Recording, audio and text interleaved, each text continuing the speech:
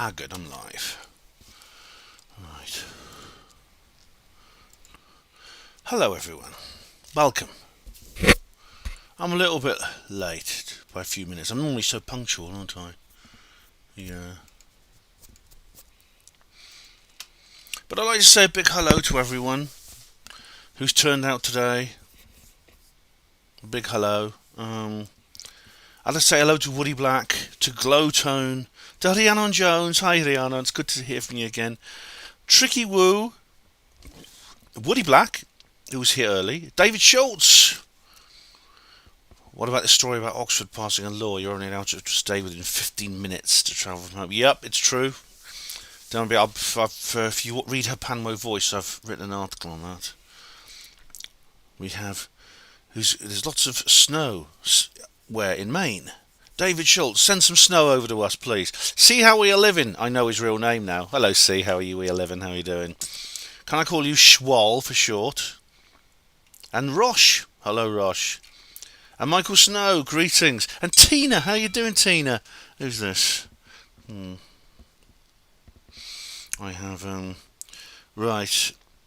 Just sorry, it's just my little baby wanting to know something. Okay. She's not a baby, she's actually nearly 28. But I still think of her that way. I wish you a joyful 2023 too, Tina. Nice to hear from you, thanks. Luke Griffin, hello. Tricky Woo thinks I'm funny. Oh, right. Well, I can be at times. And Michael Snow, hello. Martin Taylor.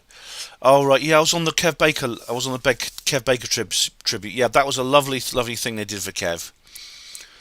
His friends got together. We did it's just over a year after he died, and it was very, very nice what they did for him. I was honoured to take part in it. I was only on for 3/4 an hour, but it was lovely. Yeah, and unfortunately, I might be using the mic. I'm going to check this time because I'm paranoid about it now.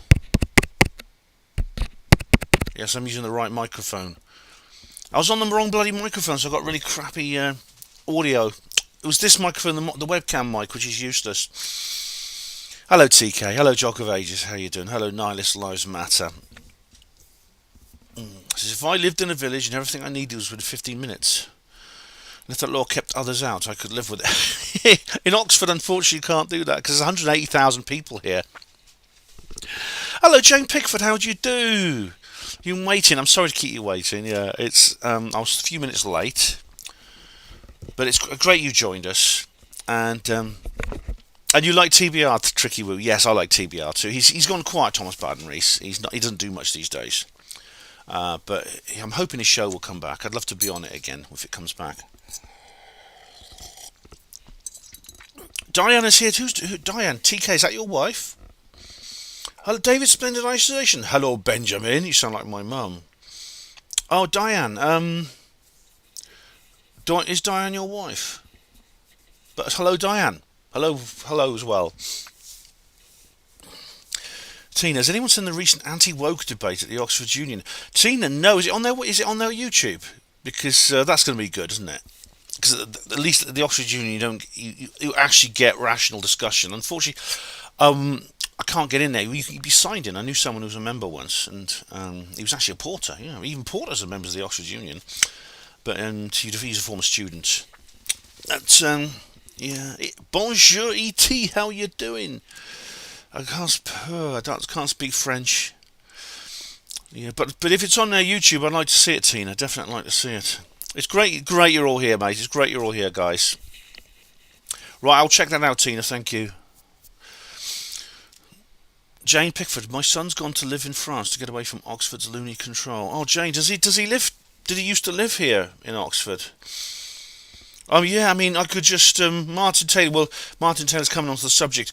I could go on for an entire live stream about the bloody the control system they got here in Oxford. I'm going to make a video about that literally within very soon because there's a big protest here next month, and I'll be there and I'll be filming. Hopefully, get some interviews. Oh right, TK, she's not your wife. Giggling about you saying that. Okay, sorry. Hello, Investigate with Nick. How you doing? Nice to hear from you again. Well, I hope you'll be alright in France. The thing is, Jane, France is getting loonier than almost anywhere now. I just hope the you know, I hope the generals do what they say in that letter. But I'm not bad, thanks, Nick. I'm not bad. Well, I'm a bit frustrated, obviously. Now we're gonna, and Martin Taylor comes on to the subject matter of this particular program, and I think we've got enough people now. I've got 24 people watching, which is, yes, the UAP report. It's finally arrived. Well, it's sort of half arrived. The 2022 annual report on unidentified aerial phenomena, which is well, it's if you can call it that. It's got 12 pages in. 12. Oh, that's three more than last time. Three more than last time. Yeah, we're making progress, guys. The last report in July 2021 had 9 pages. This one's got 12. At this rate, by the end of the century, we'll have an entire book. The UAP report will actually be a moderately sized book. Oh, and as Martin points out, not all the 12 pages even have any content. A lot of them like title pages and index and things like that. Oh, right. Jane says, "Oh, your son was a contractor at Bryce Norton. Just brought a property out now. Oh, I hope he can sell it all right." Tricky. Any interesting gore stories from your experience as a hospital porter? Oh my God, I'll be here. I'll go totally off topic if I talk about that. Well, some of them I would never talk about because I don't like to think about them. But yeah, another time sometimes. Well, Bryce Norton, yeah, Jane Pickford. Bryce Norton is actually a beautiful, sweet little place. It's really like there's thatched cottages and there's little white painted walls and things. It's a very lovely. It's a lovely little place. And it's probably the best place to be. Yeah. All right, so Nihilist Lives Matter will come on to that. Yeah, we'll talk about France if and when something happens. We need to get this out of the way, guys. Well, it's finally happened. It's finally happened. It's like, where were you when it dropped? Oh God, where were you? Right. Well, I was doing the Her Panwo show. I'd done the Her Panwo show. This is the thing. Thursday evening, it's Her Panwo show night, and I'd done the show. I finished about 11 o'clock. It was a Q&A, listeners Q&A, so it was quite hard work I had to do. And I was thinking, right, now I can go to bed. I'll go to bed, and tomorrow I can have a glass of wine. I can watch a movie. Have maybe more than one glass of wine, and have a relaxing weekend. I know I've got to do the comments reply show. I've got to do the comments reply show before I go away. That video's got to be done before I go away. I'm going away on Thursday to Truth Seekers Northeast, as you know, if you've been following Her Panwo Voice. I'm doing a live show. I'm doing 2 live shows for the group there, and I thought, well, I've got to do a comments reply video before I go away, which will probably be. I thought I'll do that Saturday or Sunday. I thought it doesn't matter either one. I have a nice relaxing weekend, but that's about it. Maybe if I can think of something to write on a Panwo Voice, I'll do that. But apart from that, I'm just going to put my feet up and relax. I thought I'll just check Facebook Messenger before I go to bed. A friend of mine just left me a comment. Ben, it's arrived. Ben, and what did he actually say? Let me just find his comment. Where is it?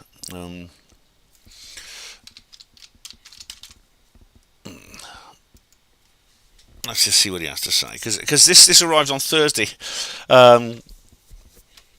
Yeah. He says, it's up, it's been released in the last half hour, and that was, when was that? That was 8:35 p.m. on Thursday.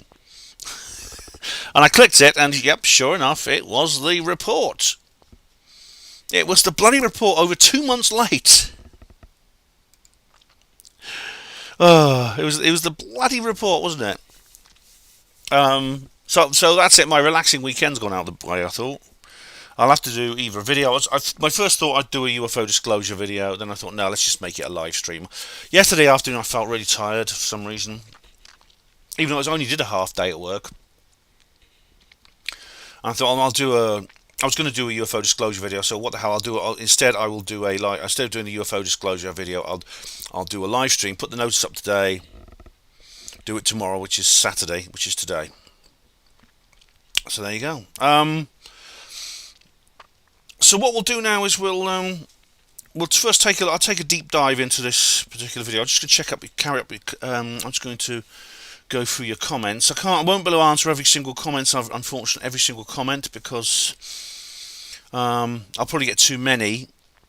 And someone else, Stereo Fidelic 67. Hello, Stereo Fidelic 67. Is also talking about the 15-minute city, which Oxford is. The mass leafleting. Oh yeah, I'm supposed to be. I was meant to be contacting those people to do some of it. I haven't had a chance, so I need to get on with that. Yeah,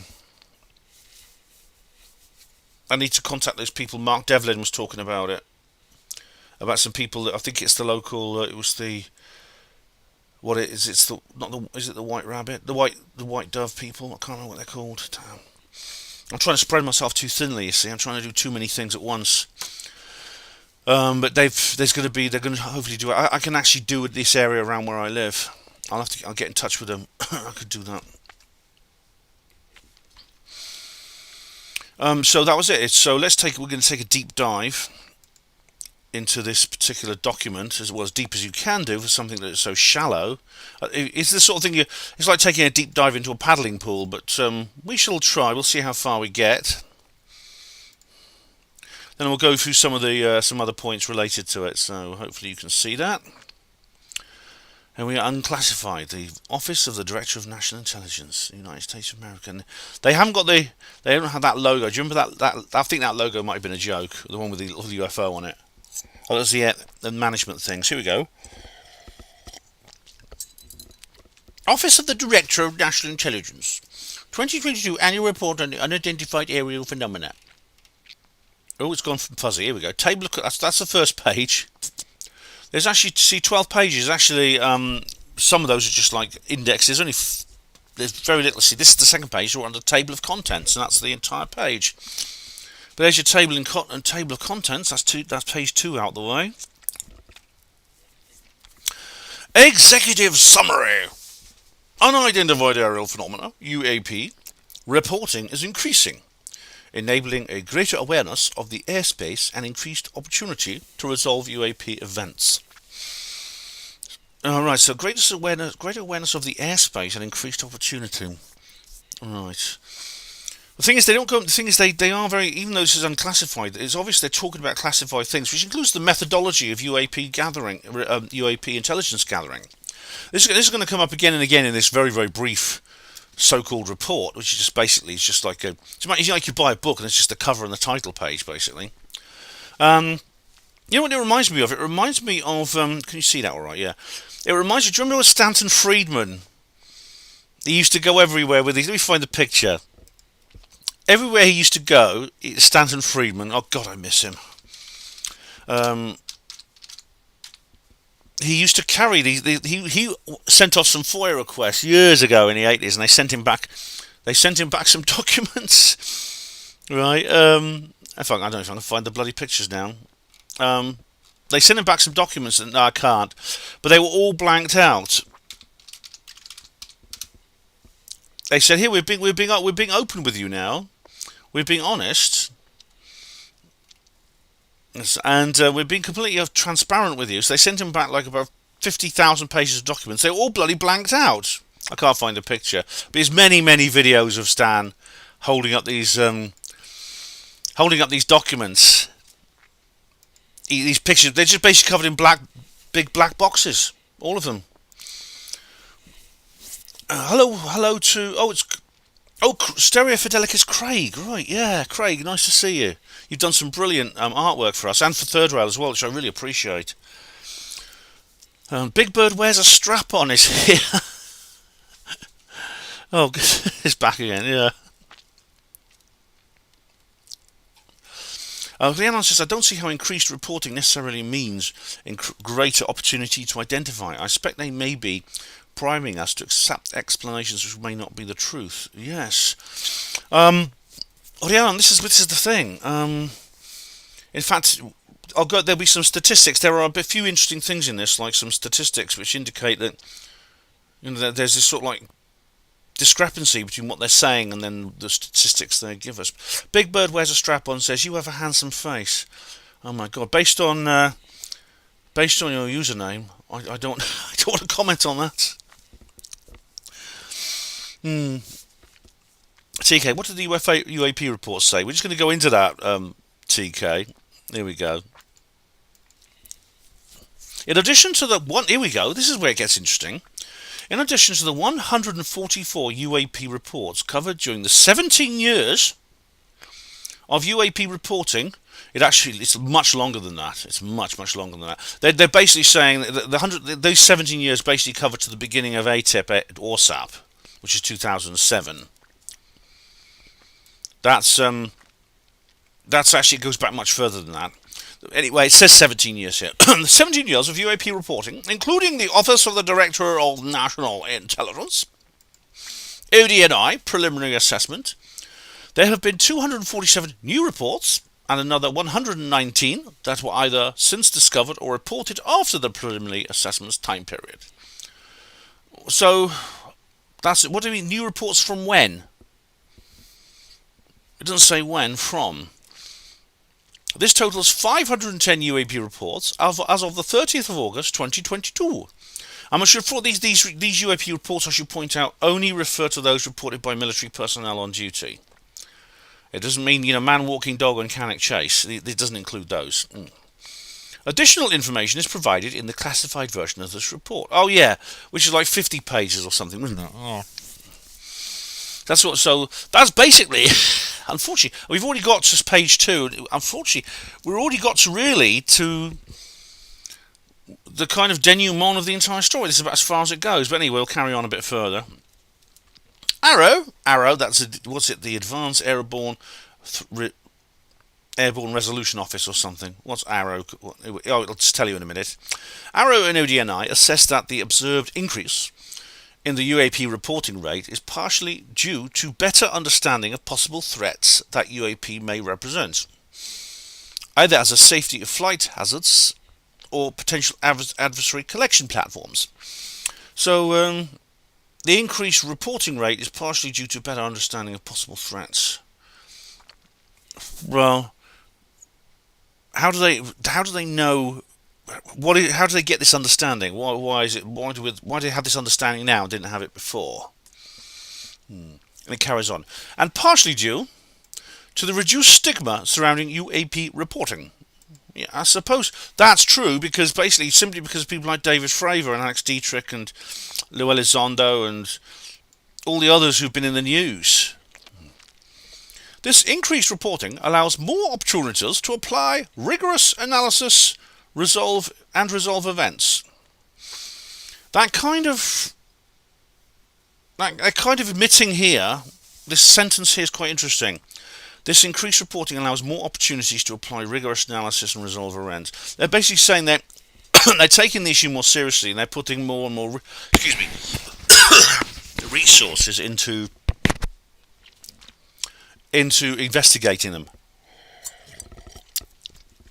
The establishment of the Department of Defense, DoD, All-Domain Anomaly Resolution Office. Right, that's it. That's what ARROW stands for. All-Domain Anomaly Resolution Office. That's how many times has this thing had a new name? Well, it goes into here. It tells you here the Unidentified Aerial Phenomena Task Force, UAPTF. Now that's not its previous name. That's the name before the last one, which was AIMSOG, AOIMSG. Don't ask me what that stands for. I can't remember. But it's called ARROW now. It's basically the same thing. It's basically the same thing as the UAP Task Force. The UAP Task Force is basically the DIA version of the previous one, that is ATIP stroke ORSAP. They basically simply moved offices and changed its name. And then, of course, there was AIMSOG. It became AIMSOG for a short time. It's just a stupid name. It'll probably change its name again at some point. Anyway, it should facilitate more coordinated UAP efforts, resulting in greater attribution of UAP. Attribution. That means knowing what they are. Facilitate greater attribution of UAP. Well, the thing is, this is greater attribution, then why do they say greater attribution here? Don't they have enough attribution? I mean, they're always so confident when they dismiss things. As Rhiannon was actually saying this in chat. That they put out explanations for things that might not necessarily be true. While limited data on UAP continues to be a challenge, the establishment of ARROW, with its broad scope of authorities and responsibilities, And its replacement of the Unidentified Aerial Phenomena Task Force, UAPTF, will allow for increased coordination of efforts against the UAP problem set. So Arrow is going to be kind of like it's basically a one-stop shop. It's a single port of call you need to go, the single reference. Rather like the portals I produce on the main Hapanwo site, a single point of reference. Arrow's authorities ensure that the UAP detection and identification efforts will span across DoD and relevant emergency interagency partners, as well as intelligence community (IC), with the support and coordination of the National Intelligence Manager for Aviation, NIM Aviation. Right, NIM Aviation. That was the guy who had the weird logo, wasn't it? What's his name? What's the name of it? What's it called? Hang on. He had that weird logo, didn't it? I don't know if it was real or not. So I'm just going to stop and circle this one like a shark, because I know I covered it in a previous video, but I want to just bring it up again. Here we go. This thing, I wrote about it on Hapanwo Voice. I know only about 12 of you actually read this blog, but you might find it interesting. Major General Daniel L. Simpson, that's his name. This apparently he was the National Intelligence Manager Aviation. This apparently was said to be the new logo of the organisation, but it was only on their website for about 5 minutes and they changed it. But look, what's that there? Look at that there, eh, guys? Okay, so... Okay, where we got to? Doesn't really matter, does it? NIM Aviation's and Arrow's coordination efforts will improve US government awareness of objects in the airspace and resolution of UAP events. See Appendix B. I'll look at the appendixes later. I'm not a doctor. I'm not interested in taking people's organs out. UAP events that continue to occur in our restricted or sensitive airspace, highlighting possible concerns for safety or flight or adversary collection activity. In other words, these are intelligence drones, from like that Chinese one that can be launched from a submarine. Yeah. We continue to assess in the way this may result from collection bias due to a number of active aircraft and sensors combined with focused attention, guidance, reporting anomalies. Continue to assess this may result from a collection bias due to the number of active aircraft and sensors. Meaning there's already so many aircraft in that area on exercises and things like that, and doing security for the sensitive airspace, that you get more and more of them.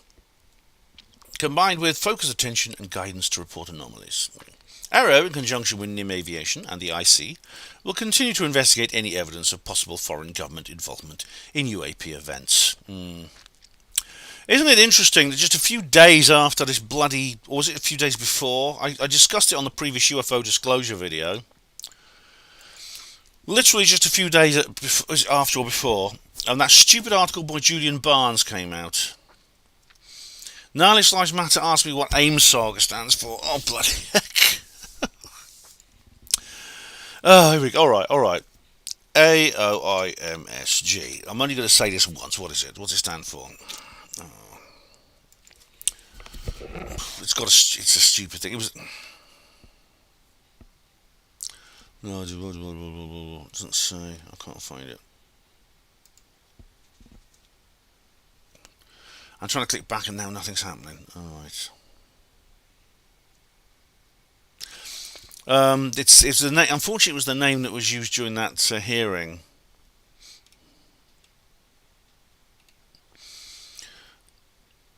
Airborne Object Identification and Management Synchronization Group. They love these gobbledygook words, don't they? These bloody politicians. As I was saying, that stupid article came out, didn't it? Hello, Welsh Ripper.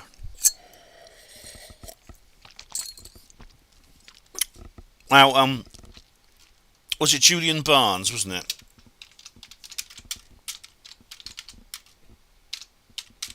It was a ridiculous article. Julian Barnes. It's actually, the original was behind a paywall in the New York Times. But I don't have to go into details on this because I analysed it in the previous show, in the last UFO disclosure video. See, you've got to pay 50p a week to read this or something. Many military UAP reports are just foreign spying or airborne trash. This was released on the October the 28th, literally 3 days before the bloody report was supposed to come out. Forget space aliens or hypersonic technology. Classified assessment shows how many episodes have ordinary explanations.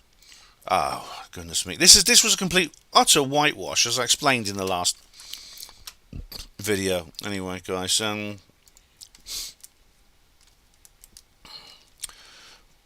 here we go. It's just someone. Doesn't AIMSOG sound a little bit like INGSOC? Remember from George Orwell? Interesting. That isn't that interesting? Yeah. David says, yeah, INGSOC. Yes, I caught that out the corner of my eye. Yeah, INGSOC. Hugo Rude's late. Don't worry. Leon Jones says INGSOC sounds like something you put all over your body part. There's been a fungal infection. So does AIMSOG.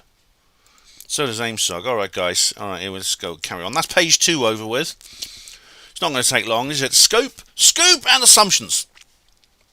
Scope. This annual report is provided by the ODNI in response to a requirement established in Section 1683 of the National Defence Authorisations Act for the fiscal year of FY 2022. Yeah, I mean, it's the only thing interesting about this particular act is the Gillibrand Amendment and the other things Marco Rubio was saying and things like that, which basically mean it's basically the whistleblower clause, which allows people to come out and speak openly about their experiences. But anyway, there's no mention of that in this document, I should say. That's hardly a spoiler, is it? Establishment of office, organisational structure and authorities to address unidentified aerial phenomena. Subsection H, the section that states, the Director of National Intelligence, DNI, in consultation with the Secretary of Defence, SecDef, shall submit to the appropriate congressional committees a report on the unidentified aerial phenomena, see Appendix A. In addition to responding to the required elements delineated in the NDAA, this report details the establishment and coordinating efforts between ODNI and the newly created DoD ARROW. Well, newly renamed, I think is the correct term. This report provides an overview for policymakers of UAP. There's a footnote there, which is the FY 22 NDA expands the definition of UAP to include air, sea and transmedium objects, and this report maintains that nomenclature during the transition phase and stand-up of ARROW. That's interesting. Transmedium objects. Are they admitting these things exist? I thought it was just a star, Mick West. When the crew of the Omaha said splash, which means something enters the water, at the very moment you see the object disappear into the water, I thought that didn't mean anything. I thought that was meaningless. Now they're admitting there are transmedium objects. I'm going to check out what Mick West says in a minute, actually. That have been reported since the 5th of March 2021. Information cut-off date for ODNI's preliminary assessment on UAP. Published June 2021. Yeah, that was published on time. Per the NAAA, ARROW delivers quarterly reports on UAP to policymakers that contain certain detail regarding analysis and attribution of UAP events. Yes, plus the biannual report, which is public. Thanks. You can thank Trump for that. This report was drafted by ODNI's NIM Aviation in conjunction with ARROW. It includes input from the Undersecretary of Defence for Intelligence and Security. I think that's Moultrie, is it? Or is it Bray? No, yeah, that's Moultrie, yeah. That's Ronald Moultrie, old conkerhead. If you remember him from the hearing. The Defence Intelligence Agency, DIA, the Federal Bureau of Investigation, FBI, I want to believe. I hope they send Mulder and Scully. The National Reconnaissance Office, the National Geospace Intelligence Agency, the National Security Agency, the US Army, the US Navy, US Marine Corps, the US Air Force, the Federal Aviation Administration, FAA, the National Aeronautics and Space Administration, NASA. What? But I thought NASA was sweet people who didn't have anything to do with the military. Oh, but no, they're here, and they've actually admitted. I mean, what's his name? The guy who runs NASA, who's let slip some of the classified stuff at this meeting. He's admitted NASA now have their own UAP investigation service, which Richard Dolan doesn't think will go anywhere. He's probably right. The National Oceanographic and Atmospheric Administration, NOAA. The Department of Energy, DOE. Oh, that's interesting. Department of Energy is basically what handles nuclear weapons research. Despite its, again, a very benign name, Department of Energy, we're just interested in energy, petrol costs and coal mines and things like that. But no, they were Department of Energy basically behind the development of the atomic bomb and research into improved or more potent nuclear weapons. ODNI in emerging and disruptive technology. ODNI National Counterintelligence and Security Center. That sounds sinister. At least that doesn't have some kind of euphemistic, cuddly name. It's actually called the National Counterintelligence and Security Center. And the ODNI National Intelligence Council. Right. Assumptions. I bet they got a lot of those. Multiple factors affect the observation or detection of UAP, such as weather, illumination. Illumination. Does that mean light coming from the object? Because a lot of them do emit light, as we know. Sometimes all people see in terms of a UAP is some kind of light emitted object. They don't actually see a structured craft. They see light emission. Excuse me.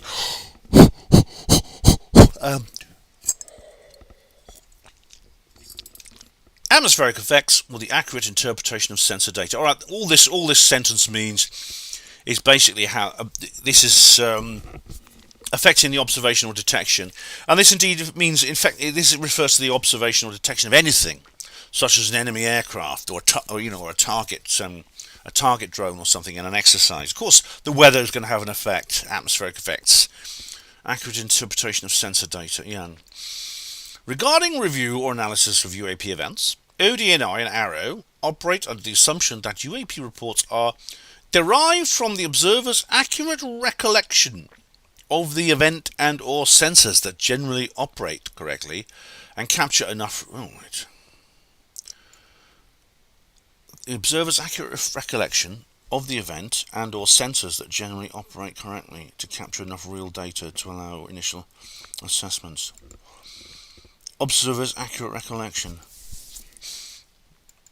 Well, firstly, they do then admit that sometimes the observer is accurate, because all we've heard so far when David Fravor started speaking out was Mick West said, no, he saw a reflection in his canopy, no, it was a seagull, no, it was all this, that and the other, no, it was an airliner. The gimbal was an airliner, which is a bit scary when you consider that pilots of military aircraft, with combat aircraft with weapons, can't tell the difference between a seagull and a airliner and a UAP. I mean, I'll never fly again.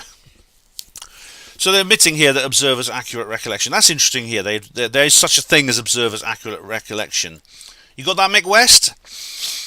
However, ODNI and ARROW acknowledge that a select number of UAP incidents may be attributable to sensor irregularities or variances such as operate or equipment error. All right, so sometimes you get like radar echoes. Yes, that's just an assumption. Yeah, okay. That's the end of chapter 3. Chapter 3? I mean, page 3. We're quarter of the way through already. Is it going to get any better? Governmental changes to manage UAP issues. Right. Establishment of the All-Domain Anomaly Resolution Office.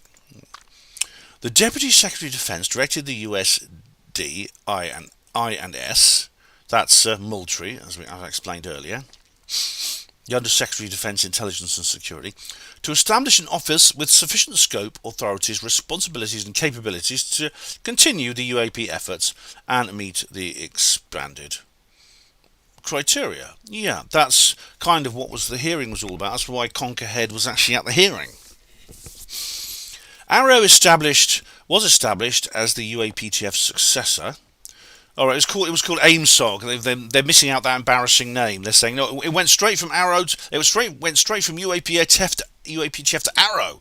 There was no AIMSOG in the middle, even though there was. It's on the 20th of July 2022.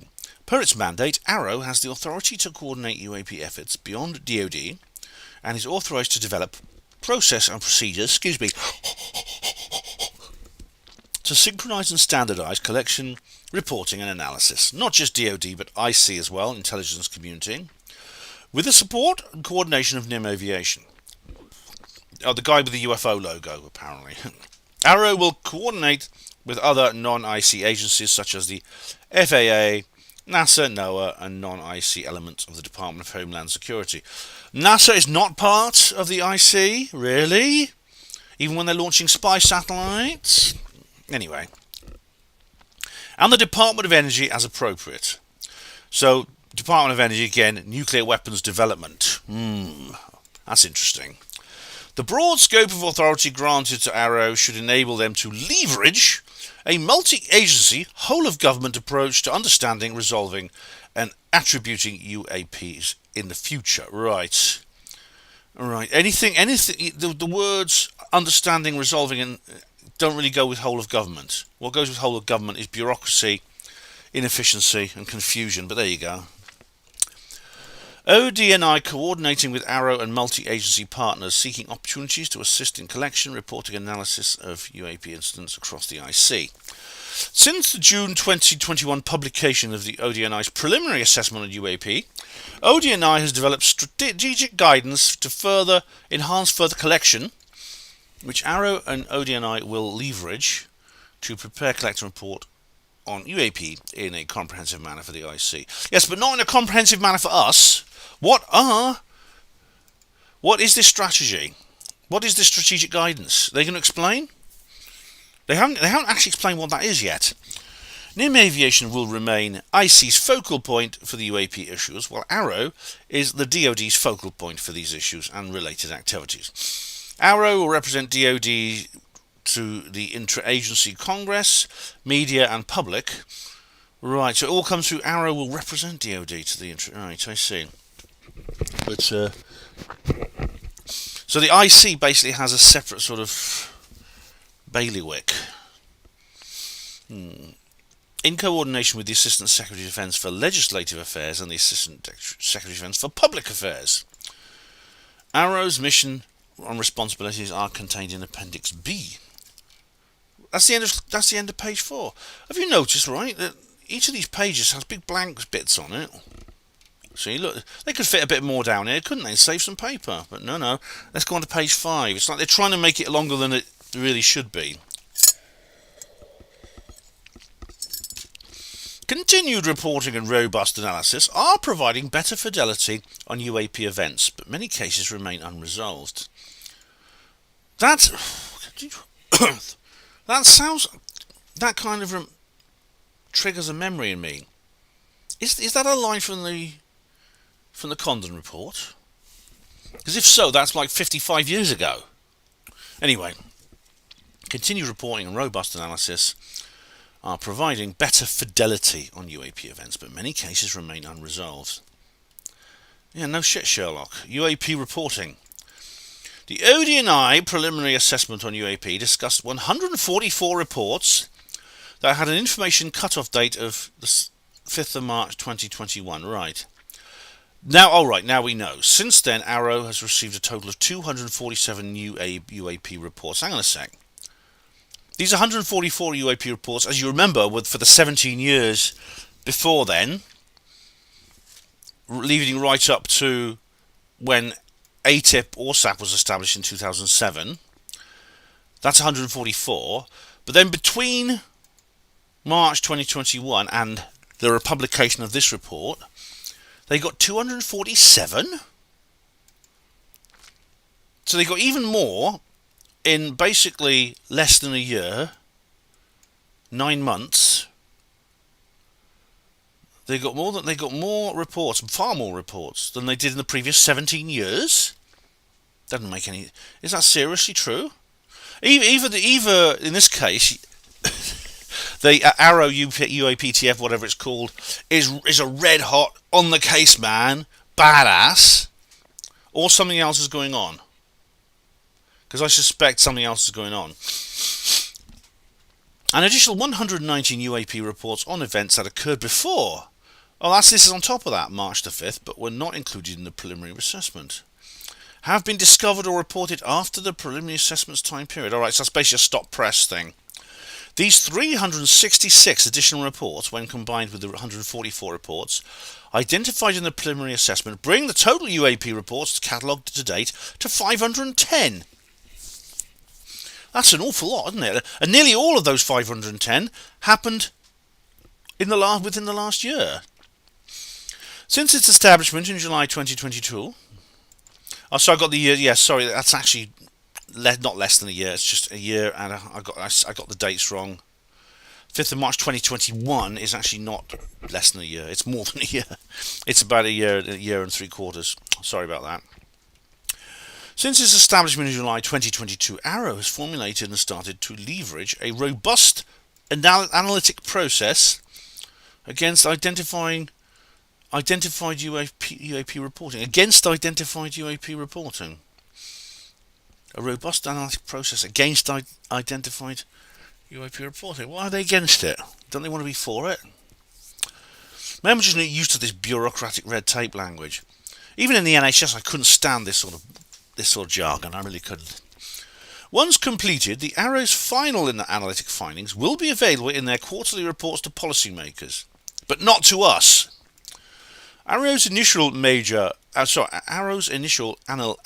analysis and characterization of the 366 newly identified reports, informed by a multi-agency process, judged more than half as exhibiting unremarkable characteristics. In other words, they think that they want to identify there's something else, and they have a way of doing it, which doesn't necessarily mean that's what they are, as Hrianon was saying earlier on. It just means that they can attribute certain experiences to these things, to as they say, unremarkable sources. That is what we say, mundane, or as some people, Steve Mera is particularly bad at this, have a habit of saying rational explanations. But as we know, UFO research is often plagued by people who try to posit so-called rational explanations when it's wrong to do so. It's logically incorrect.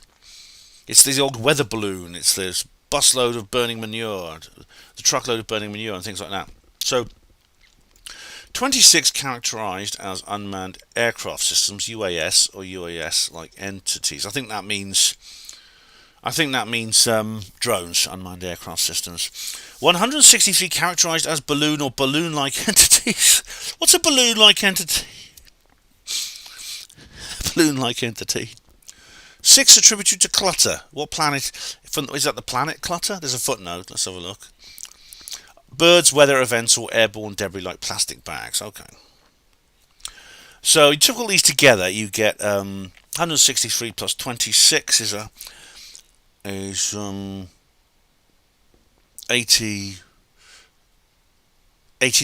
189 plus 6 is 195 out of what, 366? So is that out of that 366 or out of the 510? Either way, whether it's the 510 or the 366, that means there's an awful lot that are unexplained. Are they going to say that now? Initial characterization does not mean positively resolved or unidentified. That's true. That just means the initial characterization is the report and what the witness reports. That doesn't mean positively resolved or unidentified. Well, it does mean unidentified if they can't identify it, doesn't it? This initial characterization better enables Arrow and ODNI to efficiently and effectively leverage. Bad grammar. It's efficiently and effectively to leverage. They can't even write properly. So I don't mean to be pedantic here, but I'm a writer. I like proper grammar. the initial character better them to leverage resources against the remaining 171 uncharacterized or unattributed UAP reports. There we go. So there's a large number that, as I say, are uncharacterized and unattributed. Some of these uncharacterized UAP appear to have demonstrated unusual flight characteristics or performance capabilities that require further analysis. That's interesting, isn't it? Because that is like the 5 observables, isn't it, that Elizondo talks about. That's interesting. That's so far, that's the most interesting part of this report. Are they going to go on any more? The majority of the new UAP reporting originates from US Navy, US Air Force, aviators and operators who witnessed UAP during the course of their operational duties and reported the events to the UAPTF or ARROW through official channels. Right, this is an interesting sentence because this doesn't really explain exactly how these official channels work, even though we've heard rumours that they're going to set up these official channels for ages. And indeed, I'm going to show you a video in a minute of the press conference where somebody or other, actually the general, whoever it is, announces the release of this project, and a reporter in the press corps asks him a very good question. I'll come to that in a minute. Regardless of the collection or reporting method, many reports lack enough detailed data to enable attribution of UAP with high certainty. That's gobbledygook way of saying they don't have enough information to know what it is, to say whether or not it is a weather balloon or something more interesting. Am I still recording? Yes, I am. I've got the recording button. I've got this on. That's good. Partnerships and collaboration. ODNA and ARROW are committed to the responsible sharing of UAP findings with interagency partners such as FAA or NASA. There we go. See, NASA can't pretend they're not involved. So they share. So they're going to share the UAP findings, or what they want to share, I suppose, with FAA and NASA. FAA, Federal Aviation Administration, that deals with civilian aircraft, air traffic, and aircraft and things like that. Because as what's his name, Mike Callahan, the former leader of the FAA, said at the 2001 Disclosure Project press conference, this is a major issue in the community of airline pilots and things like that. There was Captain Teraheuchi, remember the Japanese guy, the Japanese pilot, Captain Teraheuchi, and the thing he saw over Alaska in 1986. He saw a flying saucer about a mile across.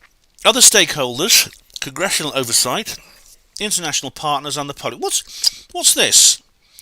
Forget stakeholders. I thought that was congressional oversight. Okay, that means the special committees of congressmen and senators. International partners. What does that mean? Who are the international partners? Other countries? Corporations? And finally, last and definitely least, the public. ARROW is working closely with the OSDPA and mission partners to develop an information sharing and messaging strategy that aims to maximize transparency while maintaining appropriate protections of sensitive sources and methods. This is about balancing the public need to know with maintaining security of our national assets from potential enemies. Yeah, that's just another way of saying that. This is all we know about that. We know about this, but the question is maximizing transparency. I don't think they really. They say they aim to maximise transparency. I'm not sure they do. Okay, that's page 5 out of the way. Look how long page 6 is. Goodness me, how many trees have to be cut? I know it's just an electronic document, but if they print this out, man, obviously they've printed some out. They're killing trees to produce these big blank spots here. So this is not basically 12 pages long, is it? It's actually much less than 12 pages. It's probably more like 4 pages. ODNI and the ARROW have maintained communication with our allied partners regarding UAP. Again, who are the allied partners? Keeping them informed of developments and US initiatives. This probably refers to other nations within NATO and maybe corporations, maybe the military-industrial complex, various contractors. Lockheed Martin, etc., etc. The DoD and IC enterprises are working collaboratively to report, identify, and resolve UAP events. Agencies across the IC have established standard operating procedures that will streamline UAP resolution. Right, what are those procedures? I'd like to know. Are we allowed to know? For example, AARO's analytic methodology requires a whole-of-government approach to resolving UAP events to include analysts and science and technology specialists to help resolve UAP events. Now that's interesting. They're saying here that they'll bring in various contractors and various other experts and get them involved. Now this could be people like Gary Nolan, who, as we know, is involved, and it's people like Bob Bigelow, who we know has been involved. He's a businessman. He's not part of the normal civilian contractor community to the military. Yet he took part. He was part of the original ORSAP ATIP, if you remember. So this analyst and science and technology specialist, that could be anyone who has the knowledge they need, really. Flight safety concerns and health implications. Right, well, UAPs pose a safety of flight and collision hazard to air assets. Yep, that's right. Hence the US Air Force, Navy and FAA are concerned about them. Potentially requiring aircraft operators to adjust flight patterns in response to their unauthorized presence in the airspace. That means they have to get out of the way so they don't crash into them. Well, there can't be some kind of fantasy. There can't be reflections on cockpit windows then, can they? If not, again, why are people who see reflections on cockpit windows and then take evasive manoeuvres so everyone, all the sick bags go everywhere in the cabin? What are these people doing flying our planes, Mick West? Operating outside of air traffic control standards and instructions. Basically, well, of course, you can't the UAP. Basically, these are aircraft that are not on air traffic control, which an alien spacecraft would be. As would an enemy intruder from Russia or China. It's always Russia and China, isn't it? Yeah, especially Russia these days. Honestly, nowadays Russians get blamed for everything, isn't it? Russia's to blame for this. Russia's to blame. Everything from aliens to Zika virus gets blamed on Russia. To date, there have been no reported collisions between US aircraft and UAP. They're reported. Well, there have actually been incidents in some countries, in Russia, for example. There's also Milton Torres. Now, that wasn't a collision, but his aircraft was badly affected by the presence of UAP. Same could be said for Parvez Jafari, who was an Iranian pilot who in 1976 had a very similar experience to Milton Torres. Milton Torres was 1957.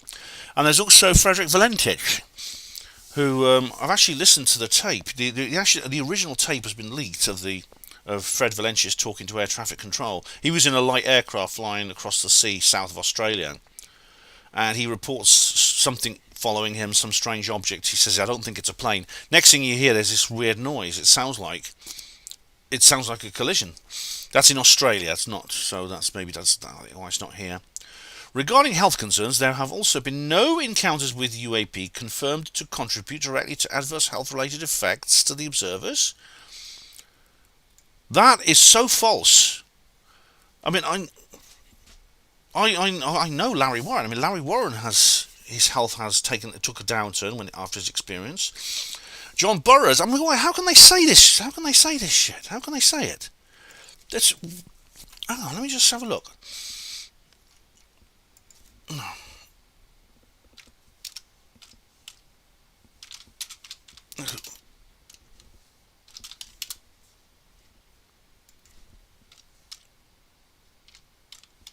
Let me just see if I can find it. I can't find it. I'm trying to look for the article I wrote about this.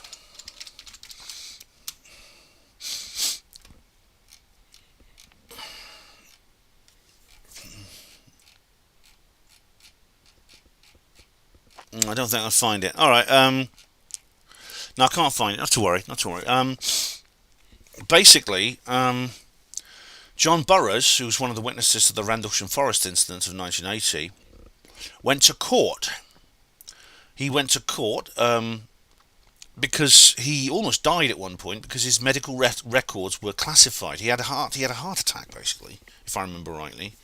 And he went to hospital, and the doctors couldn't get hold of his medical records because they were classified. Then he went to court. A lawyer called Pat Frascogna represented him, and he won his case. His case means that he receives a war pension, essentially, because he was injured in the line of duty. Up till then, he hadn't received the full what he considered all the money, the payment that he deserved through his pension scheme, because if you're in government service, especially if you're in military service, you receive an enhanced pension if you have to leave employment, especially if you can't get employment after your military service as a result of being injured in the line of duty. And you can. I know a guy. One of the porters did this. I mean, the rules aren't quite the same for the NHS as they are for the military, and certainly they vary from country to country. But you do receive a payment if you receive an injury in the line of duty. Burroughs hadn't received that, even though he suffered massive health problems as a result of his encounter with the UAP at Christmas 1980. And he went to court. He won his case, which is very important because it sets a common law precedent for other servicemen who've experienced something similar. And it's in black and white. It's there in black and bloody white. It actually happened. And now we've just had this. And it says here, to date there have been no report. Oh, hang on. Regarding health concerns, there have also been no encounters with UAP confirmed to contribute directly to adverse health-related effects to the observers. That is transparently false. The government itself was sued and it lost. The government has had a ruling against it in court saying otherwise. Yet here they have this ridiculous sentence here. This ridiculous sentence, which they know is false. Regarding health concerns, there have also been no encounters with UAP confirmed to contribute directly to adverse health-related effects to the observers. Larry Warren, he's a friend of mine. He's never been the same since that day. Anyway, acknowledging that health-related effects may appear at any time after an event occurs, AARO will track any reported health implications related to UAP should they emerge. They've already emerged! In terms of John Burroughs, it happened very soon after his encounter and it's lasted his entire life. The guy nearly died. Oh, that's the end of page 6. Summary and the way ahead. UAP continue to represent a hazard to flight safety and pose a possible adversary collection threat. Okay. Since the publication of the ODNI's preliminary assessment in June 2021, UAP reporting has increased, partially due to a concentrated effort to destigmatise the topic of UAP and instead recognise the potential risks that it poses both as a safety of flight hazard and potential adversary activity. Well, you see, they say UAP reporting has increased. It's increased enormously. It's increased logarithmically. And it goes through these statistics here. Whereas there were previously 144 UAP reports covered during the 17 years of UAP reporting, included in the ODNI preliminary assessment on UAP. As I say, more than 17 years, really. There have been 274 more reports during the 17 months since, combined with another 119 reports either discovered or reported late. Again, we've been through that fell within the original 17-year period, but were not included in the preliminary assessment. Total 510 are currently catalogued. AARO has been established as the DoD's focal point for UAP. In an effort to gain fidelity on the nature of UAP and the possible risk of the UAPs represent, Congress required the establishment of a central office for all UAP matters in the fiscal year 2022 NDAA. Get out of the way. That office formally becomes operational as the AARO under USD INS, that's Conquerhead, in July 2022. Arrow is the single focal point for all DoD UAP efforts, leading a whole-of-government approach to coordinate UAP collection, reporting and analysis efforts throughout the DoD, IC and beyond, to include other government agencies not in the IC, as well as foreign allies and partners to the United States. Again, that means they're going to make it an international effort. No doubt they're contacting... Nick Pope won't be involved now, but there'll be people at the UK Ministry of Defence involved in this. Now, interestingly, this UAP, they're going to have to change that because, UFO was originally created by the Robertson panel in 1952 because the term UFO didn't exist before the Robertson panel. People used to say flying saucers. And then someone said, hang on, we're government officials, we can't say flying saucers because that will make us look crazy. So they said, okay, well we'll have to think of another word to use which is not crazy. So they chose UFO, but of course we loonies have now culturally appropriated UFO, haven't we? So this is why UAP they're using the term UAP. However, I should point out that the term UAP actually dates back to 1981. So the UAP itself is quite old. It wasn't widely used, but it was actually a British term. Was it Project Condign? I can't remember. And now, of course, we loonies are culturally appropriating UAP. So at some point, they're going to have to think of a new word. Sorry, my eyes are itching. Coordinated efforts between DoD, the IC, and other government agencies to collect and report UAP events have resulted in increased data sets spanning multiple security domains. Increased data sets. I mean, that's considering the massive increase in reports. That did surprise me, actually. Yeah.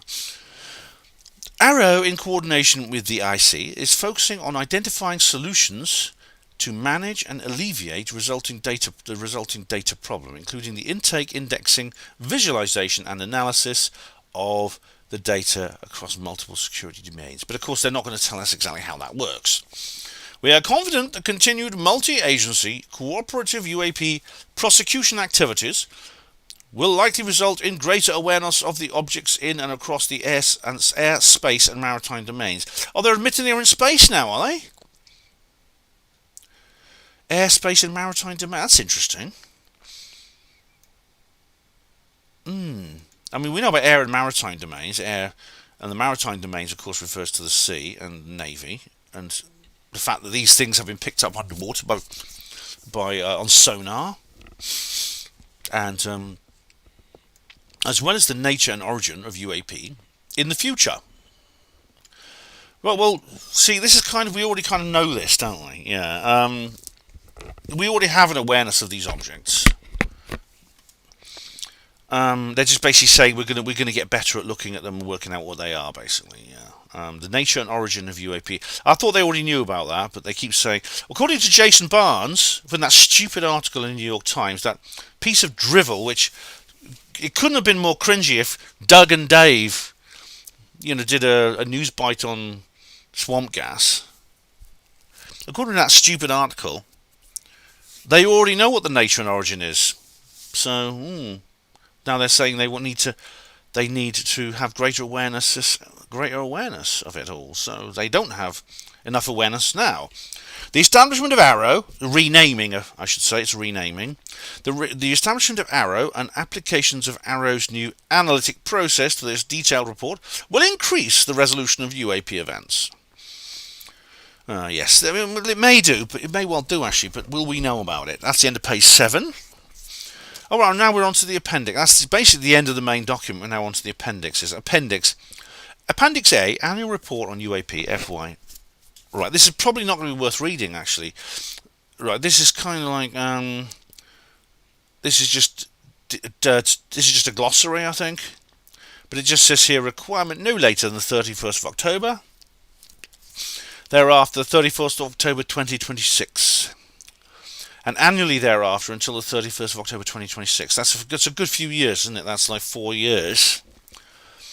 In consultation with the Secretary, shall submit to the appropriate congressional committees a report on unidentified phenomena.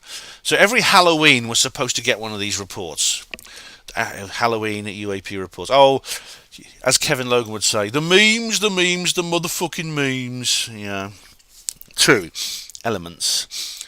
Each report under paragraph shall include, with respect to the year covered by the report, the following information. All reported unidentified aerial phenomena related events that occurred during the 1 year period. Oh, that's bollocks! They just give you a number. They don't tell you what they are. B. All reported unidentified aerial phenomena related events that occurred during a period other than the 1 year period but were not included in the earlier report. Again, it's just numbers, basically. C. An analysis of data intelligence received through each reported unidentified aerial phenomena related event. Is that for us or just for the congressional committees? Are we going to hear that? D. An analysis of data related to an analysis of data related to unidentified aerial phenomena collected through geospatial intelligence. I think that means satellite. Signals intelligence. That means like radar, electronic support measures, things like that. Human intelligence. That means people. That includes espionage, but it also means witnesses and things like that. Measurement and signature intelligence. Right, like signature refers to what any organised emissions, electromagnetic emissions objects give off. But I don't know what that whole sentence there means. E. The number of reported unidentified aerial phenomena over restricted airspace of the United States during the 1 year period. That's it, just what the numbers are we've got to get, isn't it? F. An analysis of such instance identified under subparagraph E. Again, we don't get the analysis though. That's going to be in the classified annex. G. Identification of potential aerospace or other threats posed by unidentified aerial phenomena to the national security of the United States. Well, again, I mean, we know that there are some potential aerospace and other threats. I mean, it's inevitable. If we've been through this before, they can penetrate nuclear facilities. They have capabilities which can't be matched by anything we have in our arsenal. As they say, they can accelerate to multiple supersonic speeds, hypersonic speeds, instantly. They can land in the middle of nuclear weapons facilities. They can appear and disappear. They seem to be, at times when we do engage them, we open fire and things like that. They seem very rarely do they experience any kind of ill effects when we open fire on them. As I said, Milton Torres tried to fire a missile at a UAP and the weapons system shut down on his aircraft. Ditto Parvez Jafari. H. An assessment of any activity regarding unidentified aerial phenomena that can be attributed to more adversarial foreign governments. That's understandable. That means if you see something which you know which is what they call it the identified unidentified, if you remember the term they were using. You know it's some kind of aircraft which is not American and it's where it shouldn't be in American airspace. You know that's not aliens. But then the fact is, if this clause wouldn't exist unless there were something that was different from that. So in a sense, this clause exists to specifically to signify the status of some reports separate from another kind. I. Identification of any instance or patterns regarding unidentified aerial phenomena that indicate a potential adversary foreign government may have achieved a breakthrough of aerospace capability. Okay, so that's suggesting that indicate a potential foreign adversary.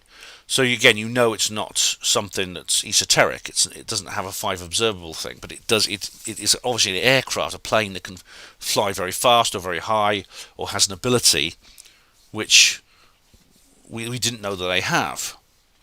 This does happen. It happens all the time. This sort of thing, because, for example, in the Cold War, you know that Gary Powers was shot down he was flying a spy plane, a very high altitude spy plane, the U-2.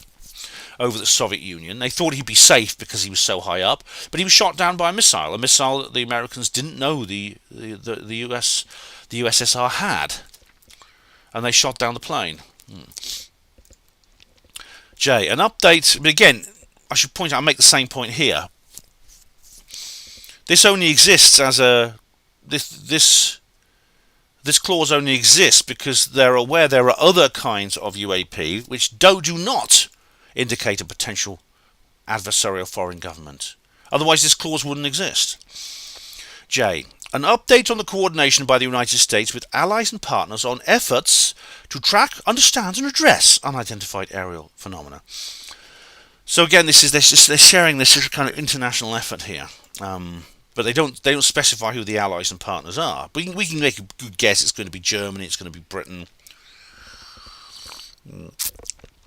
etc., etc. Usually, K. An update on efforts underway on the ability to capture or exploit discovered unidentified aerial phenomena. What?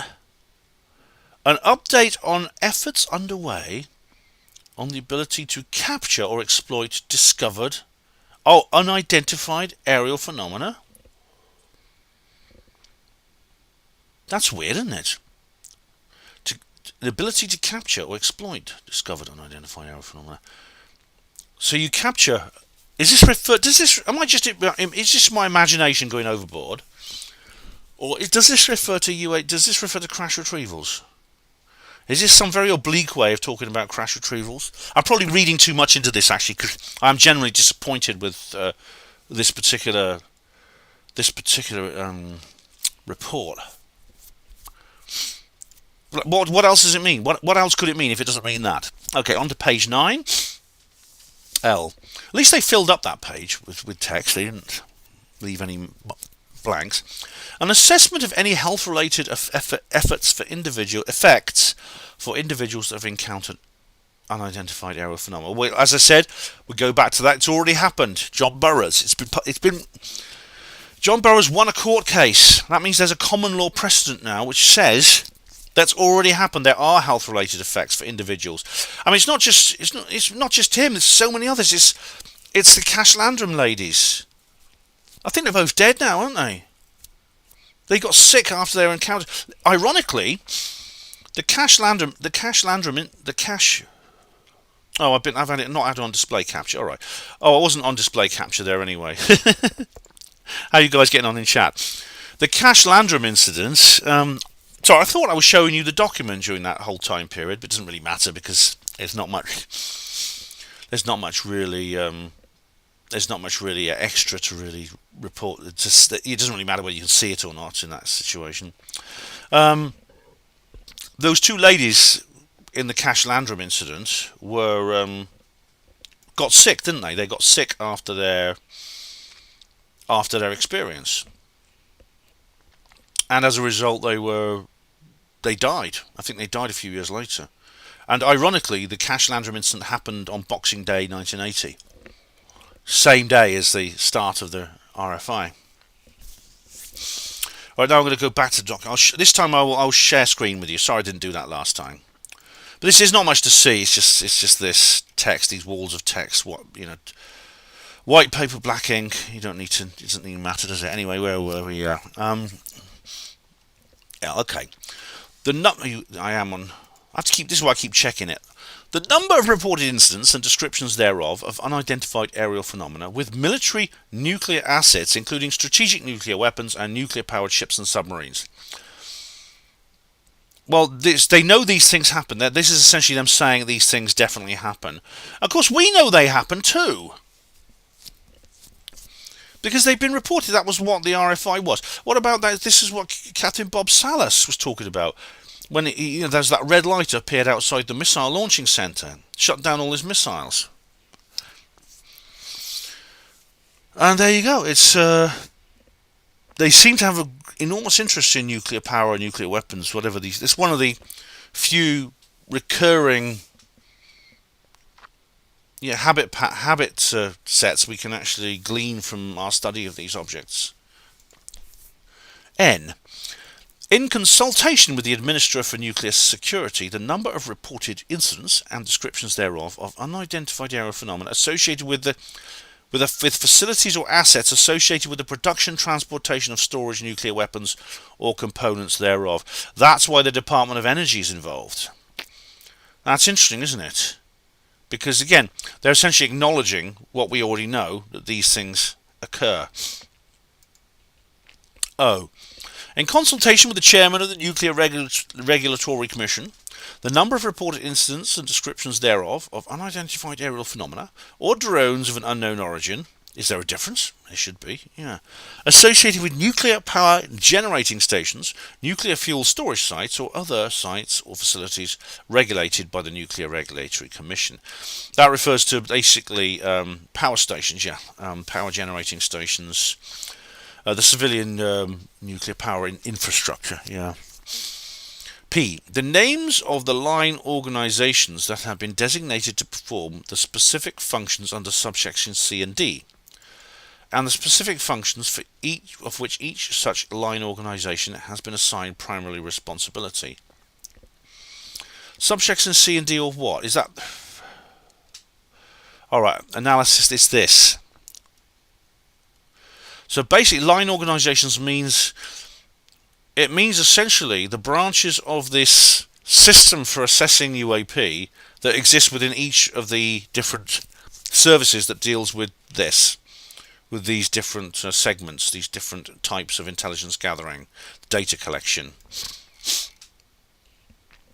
And here we have notes 1. Subsection C, reference in subsection H, P above is entitled Response to and Field Investigations of Unidentified Aerial Phenomena. Right. I missed that footnote. Oh, here we go. 1. Here we go. Footnote 1.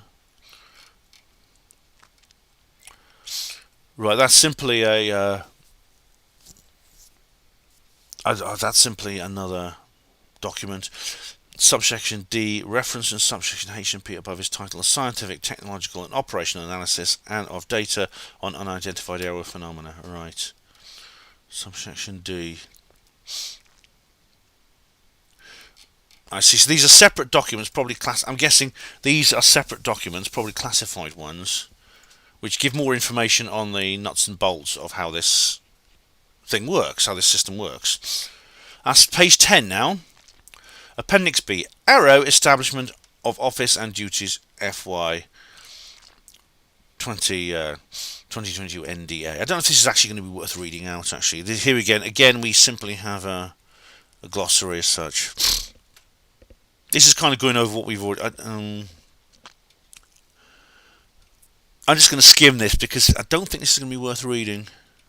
We already know about all this. Developing processes, procedures, establishing procedures to require timely, consistent reporting, evaluating links. Oh, here we go.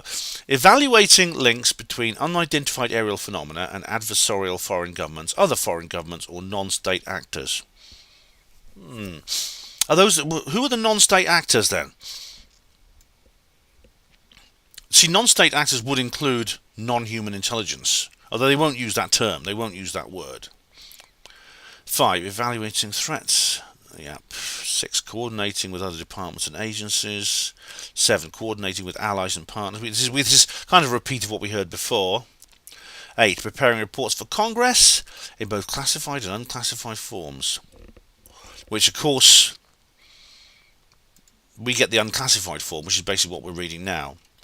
Right, and here we have page 11, and this is Appendix C, which again is a glossary. Index of key terms, range Fowler.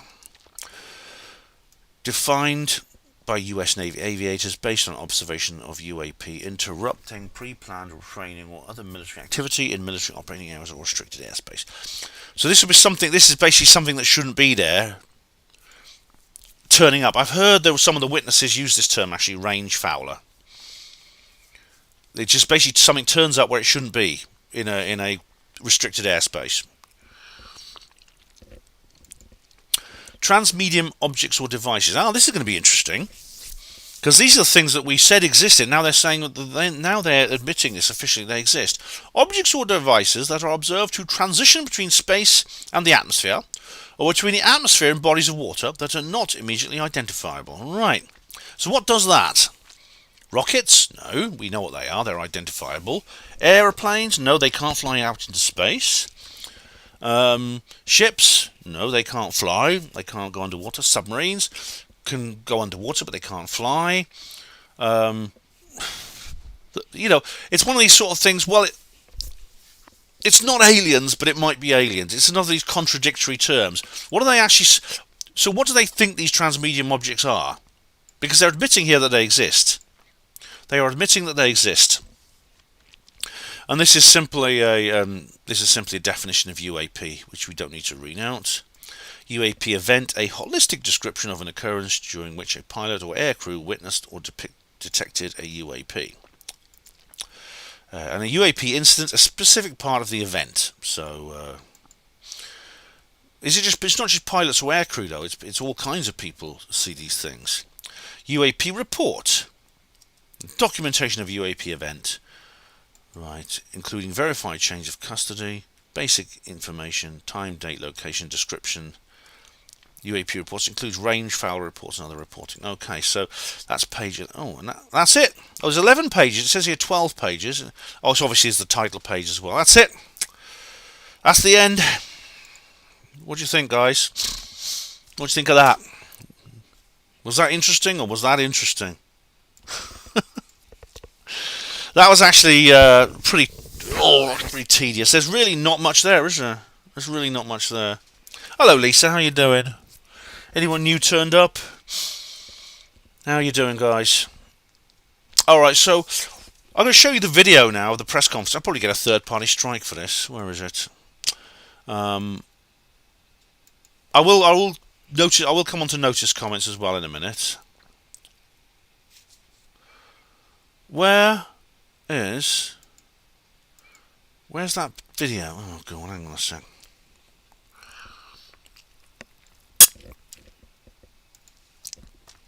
Where are we now?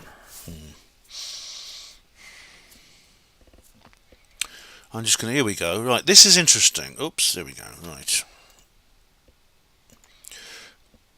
This is showing up on the first page of Google. An ad, which I'll just mute. I just want, this is from the Black Vault Originals. This is John Greenwald Jr.'s web YouTube channel. This is the report released today. Pentagon address during briefing. It's very short, this. They don't have a lot to say, but it is interesting, so I'm going to show it to you.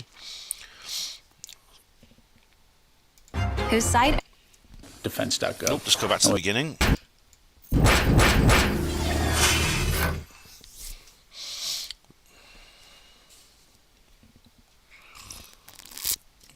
Good afternoon, everyone. Just a few things for you, and then I'll get right to your questions.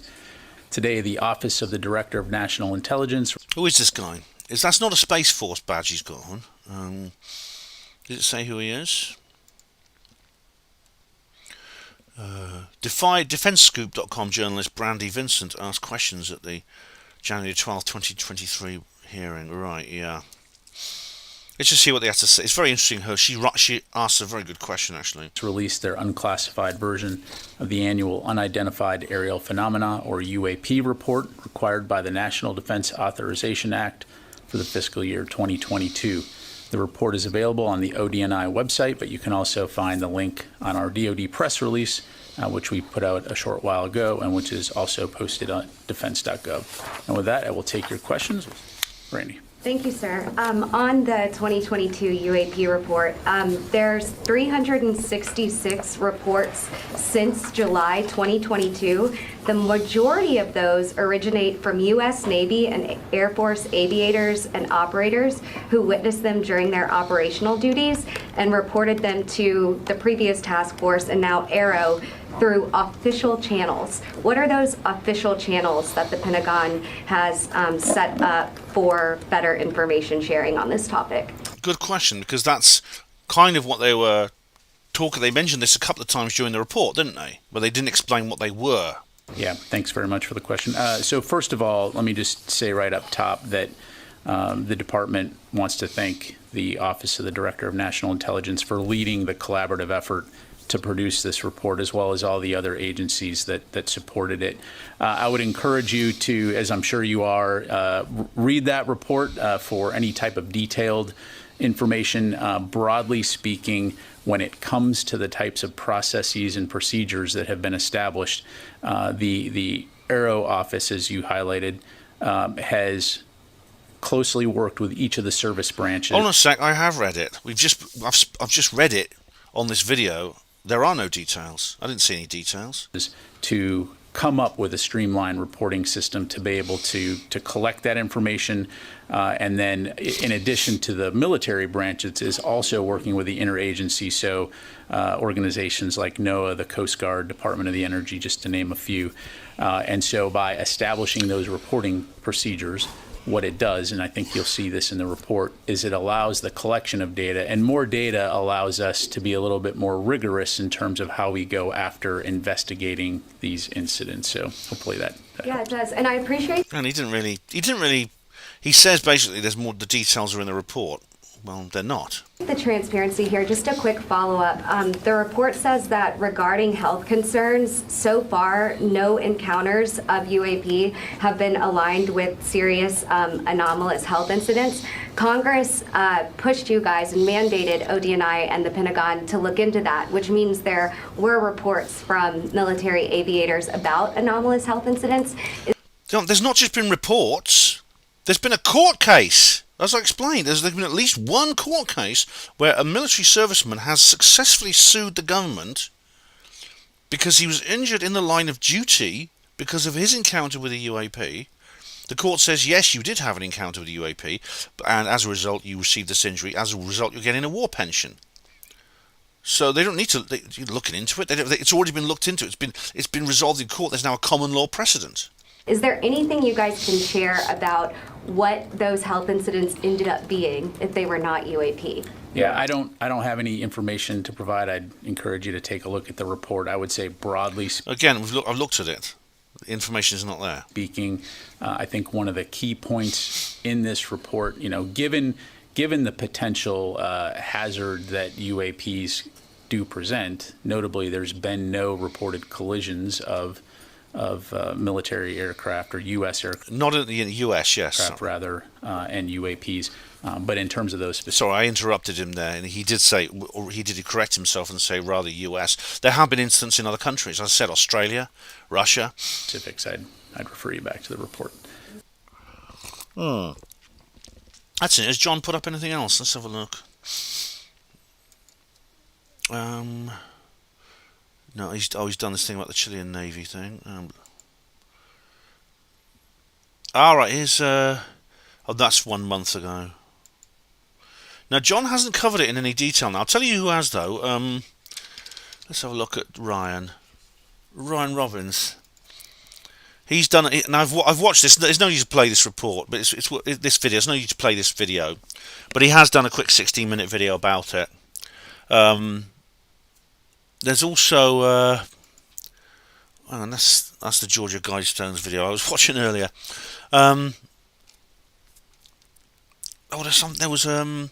Need to Know, Ross Coulthard, yes. Let me just I was watching that earlier. Let's just have a look. Now I'm just gonna go off screen share for a moment, just for the sake of privacy.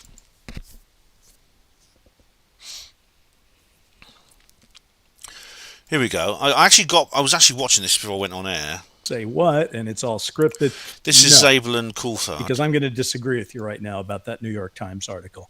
I went ballistic over this thing. I freaking hated it. I haven't finished and here's this yet. why. But basically, It's the Grey Lady. This is the New York. this is Ross Coulthard and Bryce Zabel. Their show Need to Know, which I'm a regular viewer of. So they're covering it. Let's have a look. Let's see if TUFOP will have done something by now, I'm sure.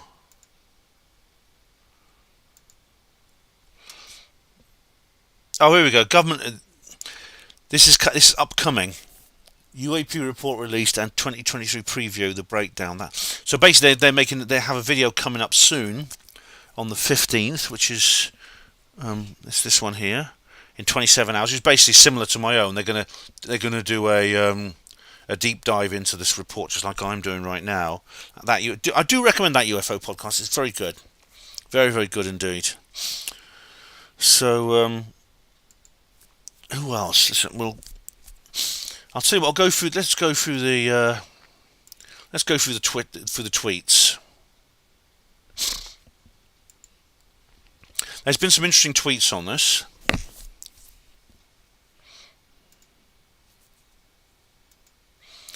No, it's Bryce Sable. No, this is Bryce Sable. He used to. Oh, he's not following me anymore. He used to follow me. He stopped now. Let's have a look. Oh, this is basically just advertising the program we've just seen from Need to Know. So that's it. That's all he's got. Let's have a look over here. Okay, let's have a look at Ross. Ross Coulthart. These guys aren't that active on Twitter, actually. And there we have Ross Coulthart's talking about this. Now he's talking about Christopher Mellon. I'm going to discuss Christopher Mellon and his response as well in a minute. So basically, Coulthart is just retweeting Chris Mellon. He says here, Rule 1 of journalism, always read the last sentence of any press statement. Chris Mellon, buried his lead. I've spoken with several credible people. All right, we'll be going into that. We'll be going into that very document in a minute. Former senior Department of Defense official Chris K. Mellon seems to be ever so politely suggesting the CIA and US Air Force are not being as cooperative as they should be with DoD Arrow UAP, reporting despite the new laws they call. All right, well, as I said, we'll be going into that document in a minute. New government UAP report outlines the DoD's latest investigations, the debrief. I don't know if is it worth reading that? I don't know.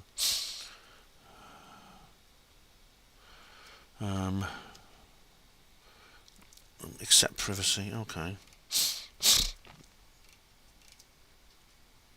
How long? I mean, I might come back to this article if it's worth reading.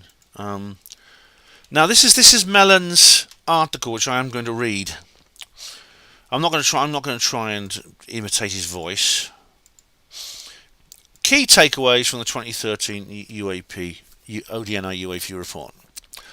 As plainly evident from the war in Ukraine and the recent conflicts in Armenia and in Yemen, drones are playing a rapidly increasing role in deciding the outcome of military conflicts.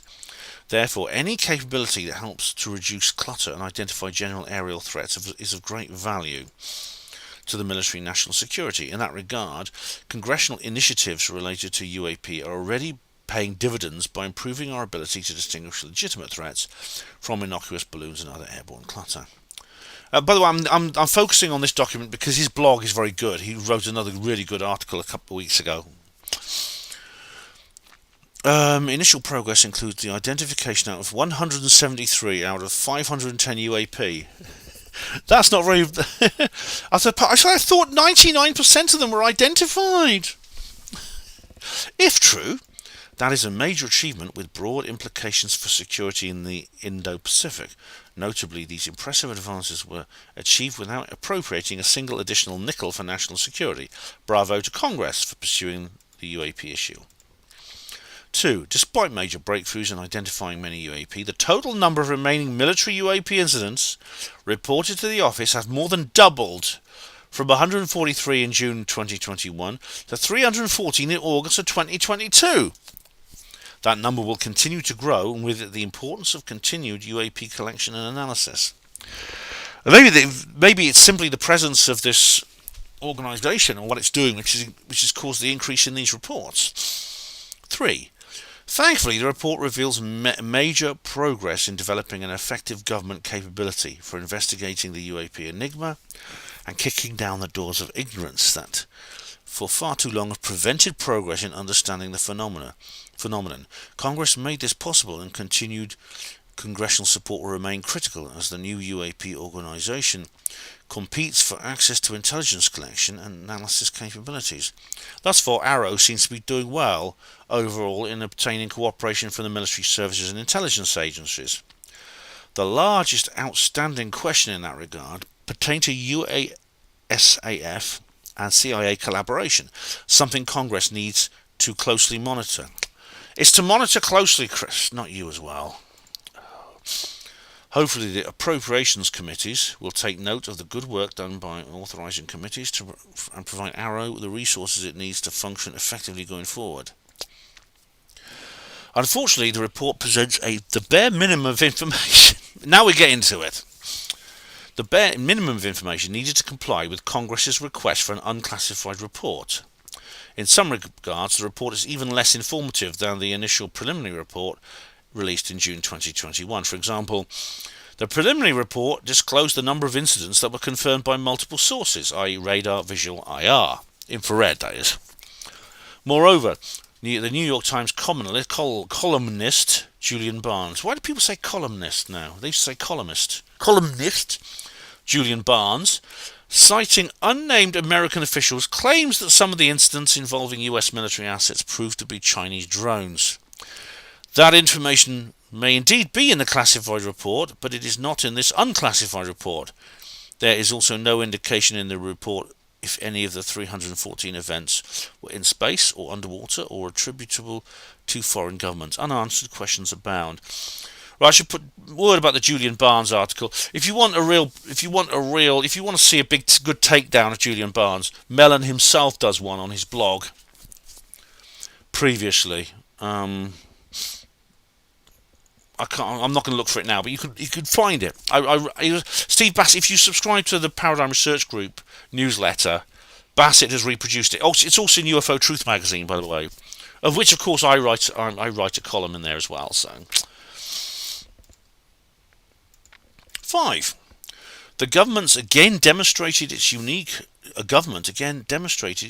and uncanny ability to transform an inherently fascinating topic into vexing bureaucratic jargon. Yes. If the intent was to make their report as anodyne, unremarkable and boring as possible, the authors did exceptionally well. True, I say this partly in jest, but in truth it appears efforts were made to minimise the impact of the data. Yeah. For example, there is an increasingly stark contrast between the stunning testimony of UAP capabilities reported by Navy pilots, e.g., something not from this Earth, and the flaccid UAP report language, which by contrast asserts some of these uncharacterized UAP appear to have demonstrated unusual flight characteristics or performance capabilities that require further analysis. Yeah, I noticed that as well, Chris. In sum, the good news is that the UAP issue is getting traction and acceptance within the government. Some incidents have already been resolved, and our nation may already be safer as a result. For example, if it is true that some of the incidents off the coast of California were identified as Chinese drones, that is a huge breakthrough for US intelligence. That would not have occurred absent the new focus on collecting and investigating UAP reports. With continued congressional support, it is reasonable to expect valuable new insights to occur. Again, as we are seeing daily in Ukraine, effective airspace surveillance has never been more challenging and important. National security will surely benefit. Let's also not lose sight of the fact that science may benefit as well. Having participated in debriefs of numerous military aviators and radar operators, I believe this is a genuine possibility. Indeed, I've spoken with several credible people who claim the US has evidence of... Here we go, this is the thing that Coulthard was talking about. Indeed, I've spoken with several credible people who claim the US has evidence of alien technology in its possession. These are indeed exciting times. Yeah, that's... obviously, Mellon is obviously being cagey about that, but that's kind of what Coulthard was talking about, wasn't he? Oops. There we go. Alright, let's have a look. What about Lou Elizondo? What does he say? Let's have a look. Here's Elizondo.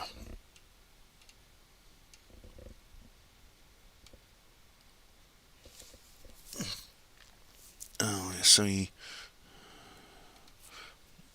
let's have a look. He doesn't say an awful lot actually about this. Here he is. He retweets Chris Mellon, and there he is looking sort of drunk on New Year's Eve, looking like he's been out all night and he's having like a breakfast hair of the dog. Oh, where is it now? All he's done is retweeted this, which is by Giorgio Piacenza. Another bloody Scotsman. They get everywhere, don't they?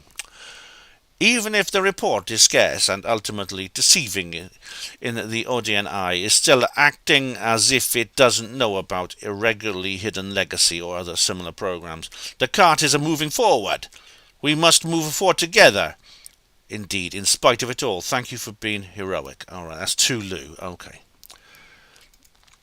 And let's have a look at Gary Nolan. What's he got to say for himself? I've got to follow that guy. He doesn't say anything. He lots of stuff about his own subject, which is bioscience, is biotechnology. Oh no, here he goes. He just retweets Chris Mellon. That's it. Okay, so what else is? I think that's yeah.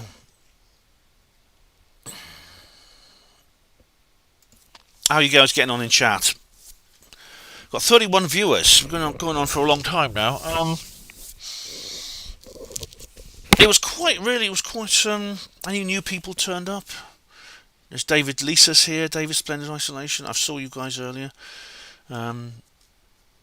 See how we are living. Oh, Spaced Out Radio has a good panel discussion on this. I like them. They're good. Let's have a look. I won't watch it now. I'll just make a note of it. Hang on. Because I like them. Spaced Out, they're quite good. Spaced Out Radio, we own the night. I like them, yeah, they're good. It's a bit like, it's weird, it's like, this was sort of unexpected because, I mean, you know how many... Oh, Lisa, see you. Lisa's got to go. See you, Lisa. Take care. Bye-bye. Isn't it strange? It's like I said, this came out of the blue. And I've been talking about it. I've done a couple of videos about it. Ever since it was supposed to appear at Halloween and didn't, then it sort of went quiet. Do you remember? The UAP report was supposed to drop, and it didn't drop, and everyone was going, why is that? And they kept going back. They kept going on and on to various people. They kept like going backwards and forwards to various different. Kept going to various different people who were discussing it. People saying, "What's going on? What's going on? Why is my studio frozen? Hang on, can you? Is it still? It should still be running."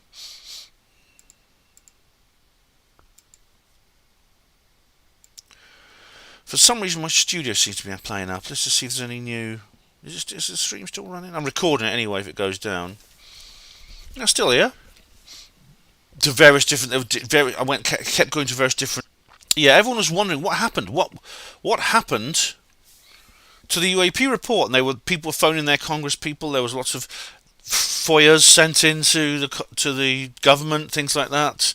The ODNI got lots of phone calls and no reply at all. And I remember I did an entire video asking about this, saying what was going on, because some people were saying this was sinister. This was an attempt to roll the whole process back. They just wanted to try and make it go away by putting it down the memory hole. A lot of people were saying this. They were saying that this coming out at the same time as the Julian Barnes article. This no-show happened literally within days of each other. This Julian Barnes article, it was all Chinese drones after all. And then the no-show of the UAP report. A lot of people were saying there was something sinister about this. They were basically trying to cancel 2017 and make people forget about it. And the thing about it is, I actually did wonder that myself. And then there was Travis Taylor came on saying, "Don't worry." All right, Jane says, "Sorry, Ben, we'll differ in opinions on Mellon and Lou scenario. Still strikes me as CIA insider involvement." I know we've discussed this before, Jane, and I can't prove that's not the case. I can't prove this whole thing is some massive disinformation coup. I do think it is not, but I'm cautious. I've always got one. I've got one eye on the back door just in case it is. At the same time, as I said to you before, if this turns out to be real, it's an opportunity we can't afford to miss. If this turns out to be a genuine push, a genuine breakdown in the truth embargo, a genuine push for willing disclosure, we can't miss that opportunity. We have to tread a very narrow line, a tightrope between excessive cynicism and excessive naivety. You could turn out to be right. I could turn out to be right. We'll have to wait and see. But I remember Travis Taylor, who actually worked for the UAPTF. If you remember, I did an entire video about this. he appeared on. He was interviewed by I think it was John Greenwald, and he was just going, "Oh, don't worry, it's absolutely fine. Don't worry. This is just red tape. This is just a whole load." I did an article about this. I did. It's the absolute. I always say that, don't I? I did an article about this. Do you guys read? Do you guys read a Panwo? A Panwo voice? Let me just get the details up. What he actually said.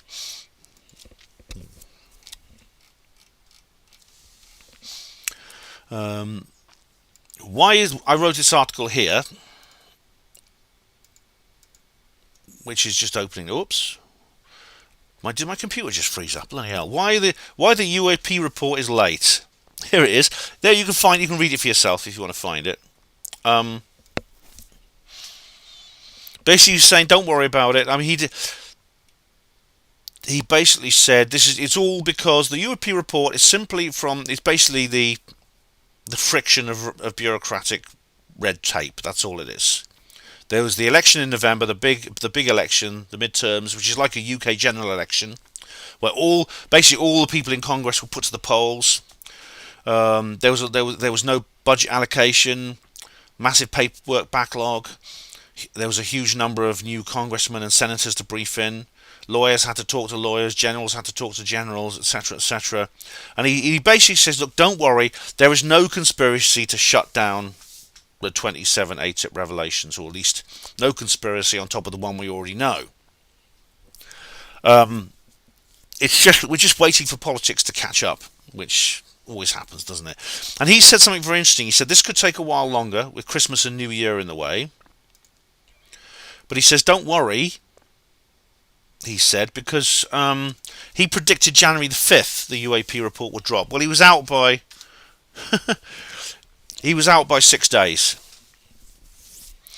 So that's interesting, isn't it? That's interesting. Anyway, Glowtone says here, Ben, have you seen the recent videos by Professor Simon about Rendlesham Forest? Is that Professor Simon Holland? He's this kind of like Scottish, he's quite funny actually. What's this? Alright, okay, it's just that's for work. It's his video From Radar to Rendlesham, the Ultimate Guide. Alright. Professor Simon Holland is, I find him a bit annoying. He's a skeptic, but he's also a little bit, he lacks, what's the word? He lacks conviction, because he seems to be kind of subtly and very, very craftily admitting he was wrong without admitting he was wrong. He's trying to hedge his bets a bit about the whole UFO thing, which I suppose is a good sign. You know, he's obviously more worldly wise than Professor Brian Cox, who's simply doubling down on Mick West. Anyway, he says it could be linked with the Bawdsley Manor Lab Orford Ness Range test site, the Martlesham Heath Lab, and Sizewell B nuclear power station. All right. Well, Glowtone, I watched that video. The idea that the Orford Ness signals experimental range is somehow connected to this is not new. Brian Allen has already come out with this. Brian Allen said something very interesting. Brian Allen said that it was actually transmissions from that laboratory which caused basically a portal to open up, and that's how the UFOs got in. They got in through this portal. Very interesting. Yeah, Jane trusts Travis Taylor, she says. I would trust his views. He seems to have an open mind. I suspect he is walking a very scary middle line, but I think he's on our side. Me too, Jane, yeah. The interview you did with John Greenwald was very interesting. That was a very interesting interview he gave. But it's a bit like, I mean, the whole UAP thing, basically I'd kind of forgotten about it. I mean, I did this article on the 13th of December, then I did the most recent couple of I did, what was it? My traditional New Year UFO disclosure video, and I actually called it the title of the video, if you remember, was "So is that it?" I was literally just asking that question, and funnily enough, literally, I say it's really weird. Literally hours after I posted that video, I got an email from, who was it? I got an email from somebody, a friend of mine. He was actually in chat earlier on, who talked about this amazing article. I won't go into it now, but I won't go into it in detail, but there's this amazing. I'll go into this in detail in a future video, my next UFO disclosure video. But you can look it up. It's got an interview in the Daily Mail of all newspapers with Jacques Vallée about the Trinity book. And it came out literally just when the NDAA had been passed in the US Congress, which of course contains the whistleblower clause. That's the most interesting thing about it, which of course is not in that report. It's the whistleblower clause. And I just think that's really quite extraordinary. I think it was an extraordinary article, and it's not just the article itself, it's the timing of it. It's not just what the article was, it's when it came out. It's when it came out that was so interesting. Because I found... David says, David Splendid Isolation. Have you guys been to Rendlesham Forest? Amazing place. Yeah, I've been a couple of times actually. Yeah, I've been, and I went there for the first time actually. I think it was it was actually 2010. I went there for the first time. It was the 30th anniversary of the event. Yeah. Martin Taylor makes a good point. Anything UAP related artifacts are not in the hands of official US Gov. It's in private corporate hands, not answerable to FOIA requests. You know, you may be referring to the Wilson document, the Wilson memo, and I think you're absolutely right. And I think it's the oldest trick in the book, Martin. Outsourcing. They do it in the NHS. This is why I end up working for a crappy company called Mediclean for like 10 years, and then we were handed over to Carillion, which was even worse. And the Carillion then collapsed, and then just bringing in more and more private contractors. It's the oldest trick. It's what they've been doing for years. This is why they have like the camo dudes at Area 51. They don't get the military. It's for legal reasons. The camo dudes are not, because they are civilian contractors. They're not governed by military law. They're not under the same regulations as the army would be, or other uniform branches of the U.S. military. This is why they've even been using these contractors, like Blackwater, Shea, and these other, and EG&G. They've been using these contractors in war zones now, like Afghanistan, Iraq, Bosnia, places like that, because they can keep them there doing the job that the military do, and they can say, look, we've pulled the troops out, we've left behind a few civilian contractors, but these are mercenaries. They're there to fight the war on behalf of the government through the private sector. And the UFO situation is no different. It's no different. They contracted it out.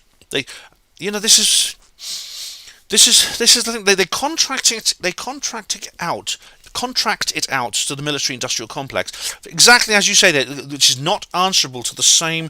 They're not answerable to the same laws that the government is. The government's own laws for its own self-protection and accountability to the public don't count when they outsource these things to private companies. And Jane said Jane worked for Medicare, and then they took you back in-house. Yeah, same with us. Eventually, Mediclean lost the contract, Jane, after 5,000 people a year were dying of MRSA in hospitals. So it was only when that scandal actually happened that they took us back in-house. It literally had been going on for years and years and years, and they did nothing about it. The monitoring officer kept putting in reports, and they said, thank you for bringing this to our attention, we'll look into it, and they did nothing. They did nothing at all, until it eventually hit the media. So Martin, Jane, absolutely right. But anyway, after I wrote that article, after the new year, I basically not really... As I said, I made this video on New Year's Day, or I posted it on New Year's Day. It's called So Is That It? Meaning, is that the end of the whole process? Is that 2017 over with? Are we back to the bad old days? And indeed, so far there's a limited indication that the bad old days are not completely back. That was that article with Jacques Vallée. But I don't know. I just don't know. But I sort of forgot about it. It's rather like the UAP report. It's been a bit like, I've been sitting there, it's like sitting at a railway station waiting for a train, and the train's late, and you're looking at the clock, and it's late, and you're looking, How long is it going to be? You keep looking up the railway line. Where is it? Where's the train? Where's the train? Eventually, after about 5 or 10 minutes, you get bored and you start wandering up and down the platform, looking at the posters. Eventually, you go into the cafe and you have a cup of tea and you sit down, you're sipping a cup of tea, and you're just sitting there daydreaming, maybe reading a book or something, and suddenly, you look at the bloody train's at the platform. It's arrived at last. It's like that. It's literally like that. And it's here. 12 pages. 12 pages. It was 9 pages last time. It's three extra ones. And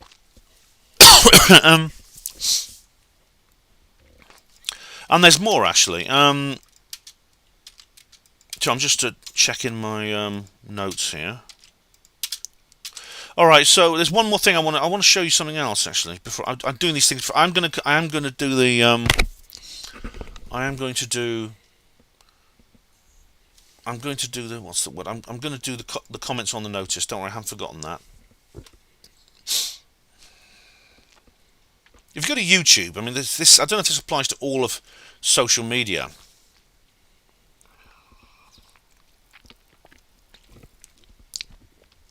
I just want to. That's something that is bothering me a bit. This is what's wrong with bloody YouTube, basically. Weeks ago, and I came across this flyer that's been distributed. So that's around just that's just Clive Hamilton doing his stuff. So if you're on YouTube, like, and you want to Google, if you like put in UAP, this always happens, right, with Google, with anything Google. And YouTube is part of Google. UAP Report 2022. What do you get? Let's have a look. And this always happens, right? This happens. Look here. Congress to get new report today. USA Today.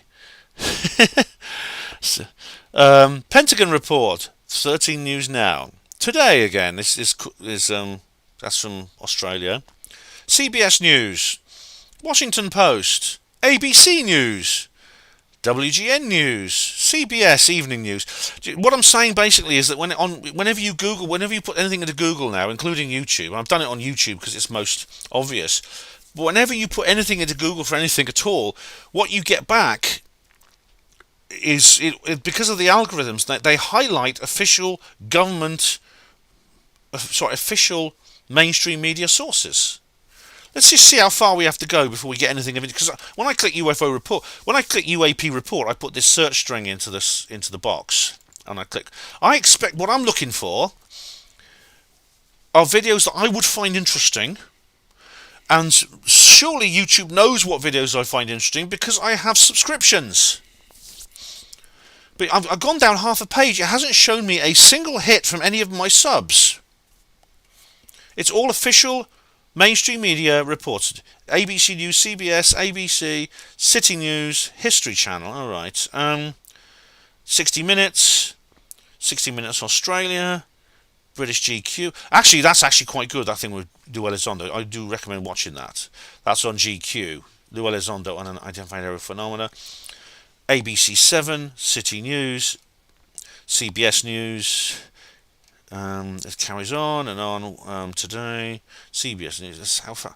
TMZ.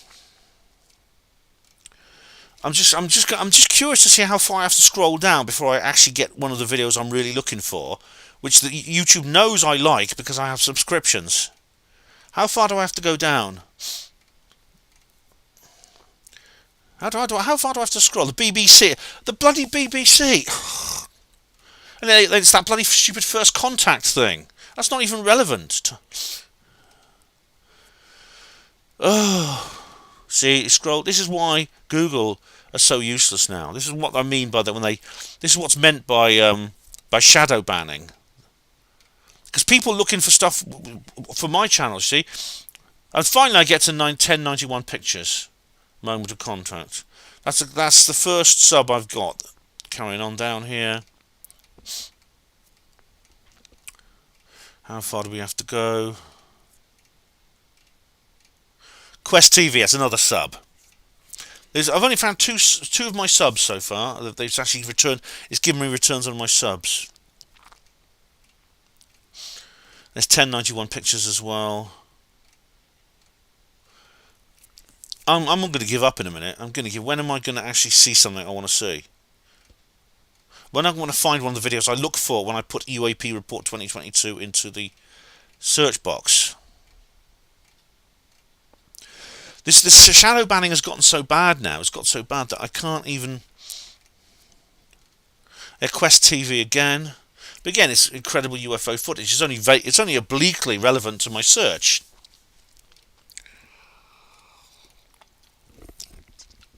Guardian news. Fuck off. UAPs aren't true. They're all left. They're all bloody racists. Oh, this is something to do with Joe Rogan. Of course, Joe Rogan is now Spotify, isn't it? A stupid twat. He's gone on to Spotify. So that's close. That's close. That's close. That's something to do with Joe Rogan. That's probably a Joe Rogan mirror channel or a tribute channel. Flight simulation. What? Oh, hang on. Oh, it's obvious I'm not going to find what I'm looking for. I've scrolled down pages and pages now, and YouTube are not going to show me what I'm looking for. Let's try it on Google. Just try it with basic Google and not. Let's try it with just basic Google. Remember, this is the browser I use most of all. It's Opera. It has all my cookies stored. So let's see what happens if I click UAP Report. Can you see that all right? Yeah, you can. Okay. UAP Report. And it's the same thing. Oh, firstly you get the DNI page, which has the government on. Space.com, Document Cloud, Defense.gov. CNN, BBC, see? Exactly the same. The debrief. Now, I don't know if I'll go through the debrief, because this is what Cool Park recommended.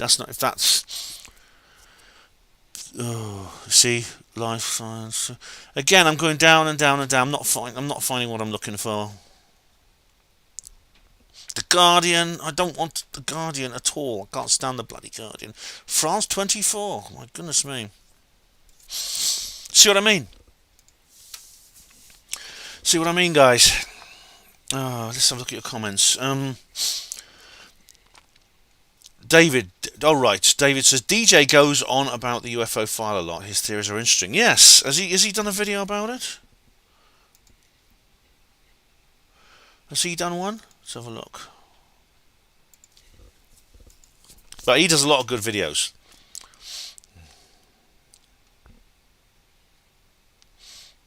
Weeks ago, and I came across this flyer that's been distributed around the University of Queensland and elsewhere. Dark. Anonymous. Journalist. And it says, let's have a look.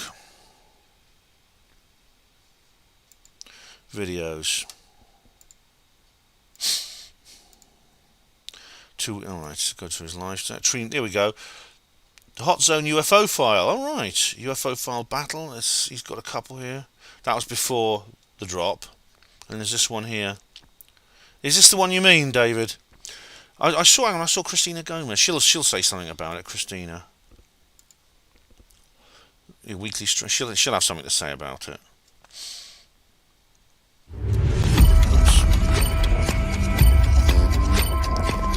Christina is actually another one of these. She's another one of the people that the backslappers love to hate. This young lady has taken a lot of stick. She's been treated really unfairly, I must say. And here we go. I'll watch that later. This is her strange news on her channel. I do recommend her channel actually. She's very, very intelligent. I think she's very good. Her presentation is really, really good.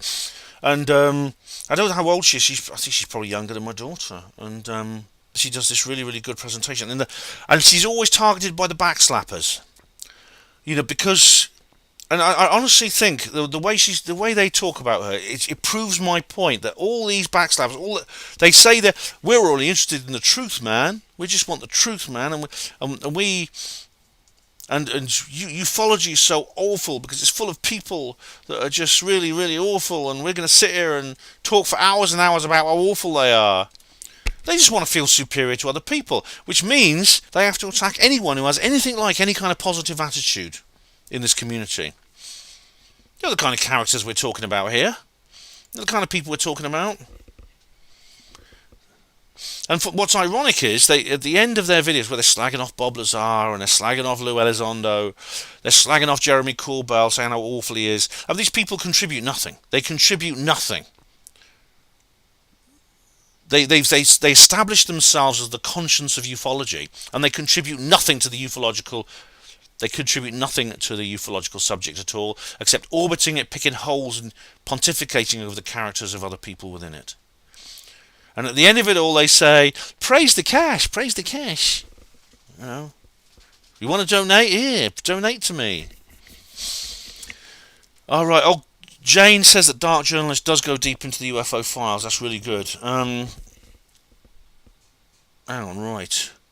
Someone says something. What's this? A big expo in LA next week. The bigwigs, Hollywood razzmatazz, big UFO. Oh, right. I'd love to get to one of these things. I'd love to get to one of these American conferences. That's something I've never done. And right now, for reasons I won't talk about on YouTube, getting into the United States is very difficult for people like me. But I do hope to go to Roswell at some point. I do hope to go to these various places. And we have UFO So Serious. Hello, how are you, sir? So someone new. Welcome, UFO So Serious. I like your name. David says there's a new UFO series airing on Blaze TV. The first one is about Westall. Oh, they have a lot. David, they have some really, really good things, Blaze TV. I'll have to see that. What's it called? And David says, yeah, relatively few people are aware of it. Yeah, I mean, the Westall incident, yes. The Westall incident, this is like a schoolyard event. In fact, there's even now people writing books. Who was it who's writing a book about schoolyard encounters? I think it might have been. I think it was Philip Mantle. I'm not sure. Specifically about UFOs seen by school children at school, which of course is what you get with Rua as well. You get it with Broadhaven, which of course I went to with Rhiannon. Yeah, but it's very interesting.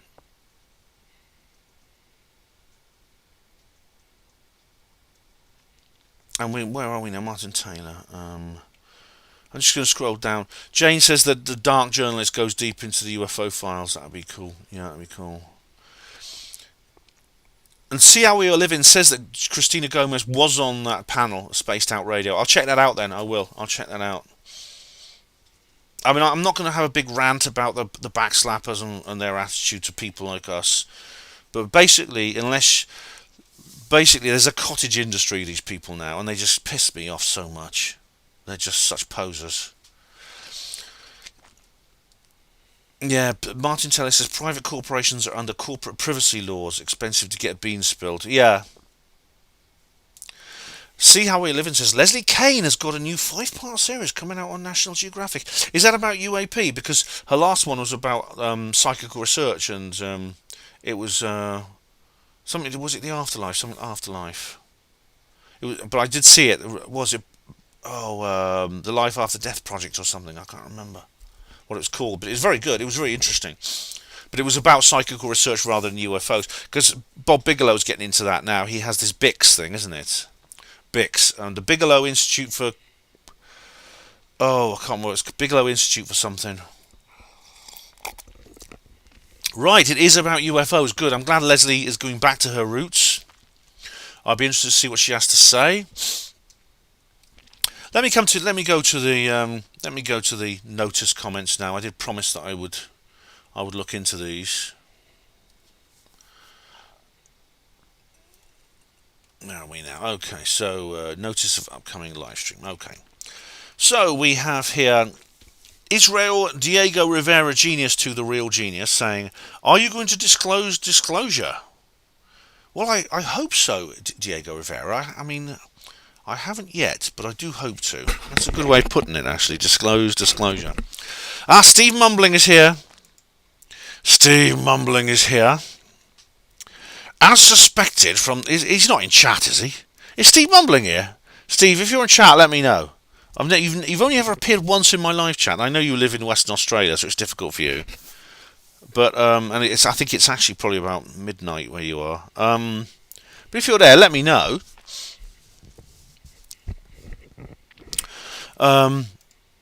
Steve Mumbling says, as suspected from the latest US government report, alien update, so far no aliens.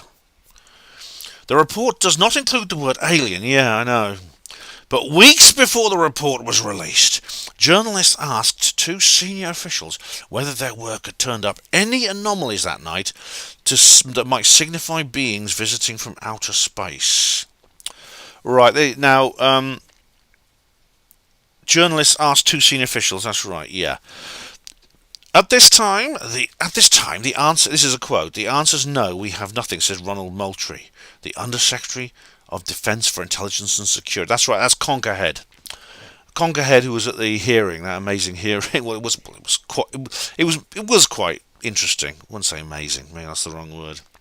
He later added, we have not seen anything that would lead us to believe that any of the objects we have seen are of alien origin, if you will. Told you, it's official, nothing to disclose. Steve, I'm astonished that you take Moultrie's statement at face value. I really am. Do you think he would actually say, on a subject this sensitive, do you honestly think he would just comment to journalists on an impromptu interview anything other than that? Do you think he would actually do that? I think, as I've said to you before, you are making assumptions here. Hudek1 says, is that a clay pigeon? Oh right, that's the thumbnail I used. I actually used it originally for this particular video as well. It's just a generic UFO photo I found. Michael Snow said, I'll be about. Nice one, Michael. Neil Peel, well done, Ben. Glad to help you get that info to you. Happy New Year, mate. Happy New Year, Neil. All right, Neil has stated it was actually Neil who wrote to me. He's actually said so himself. It was Neil who contacted me with the information about Jacques Vallée in the Daily Mail, which was really astonishing. Literally just hours after I posted my video, saying, "Is that it then?" Marley Pumpkin is here. Marley Pumpkin. More childish UFO garbage from you. Infantile nonsense. Marley, yes. Which you, Marley, watch avidly. You watch every single minute I upload, don't you? And you watch it avidly. Right, that's that out of the way. Let's just go for, I think I've done all my... yes. I'm just going through, just checking my notes here. That's the notes, that's that out of the way. Okay, so, going back to your comments now. Martin Taylor says, Elon has bought Google now, has he? Martin Taylor, Elon controls Starlink monopoly on communications. Will Apple survive? Has Elon bought Google? No, what? I'll tell you what, give me some, I'm going to nip off for a moment. But just give me some details on that when you have that. I'll be back in a minute. I just got to see the vicar. Wait a sec.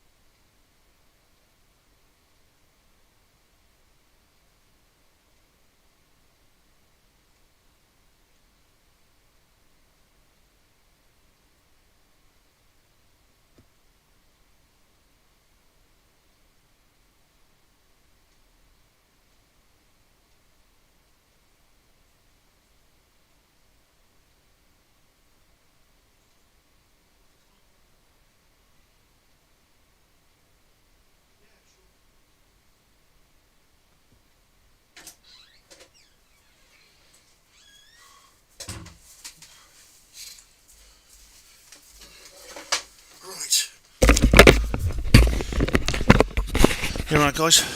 My daughter's here. She's just turned up. It's alright. She's amusing herself at the moment, but I won't go on too much longer. Oh, right, Joe Glover, UFO bro. Hey, that's a Joe Glover, UFO bro. Good evening, Ben. Looking good, bud. Thanks, mate. Thanks. So I won't go on much longer. My daughter's turned up. I don't. She probably wants to. She hasn't said anything. She probably wants something from me, money or something. Martin Taylor. At least Christina replies to you personally. A lot of them learn, but she's 21. Personally, a lot to learn, but she's 21. She does some. I mean, she has replied to me a couple of times. Yeah. Is she just 21? Oh, she's an old head on young shoulders, I must say. And I mean, I don't think she's excessively naive. I think she's positive. She has a positive. But you know, she's not like one of these Greer disciples, you know, like the people who like go on about Stephen Greer all the time. I met them once. I went to a Greer meeting. Oh God! But she did a really good article on Lou Elizondo. I don't know if you saw it. Absolutely fantastic stuff. And she really took apart the backslappers big time. I mean, she fights back. I mean, she's not scared to fight back, which I think is very encouraging. That she actually does give them as good as she gets, which I think is very good. I think is very, very good.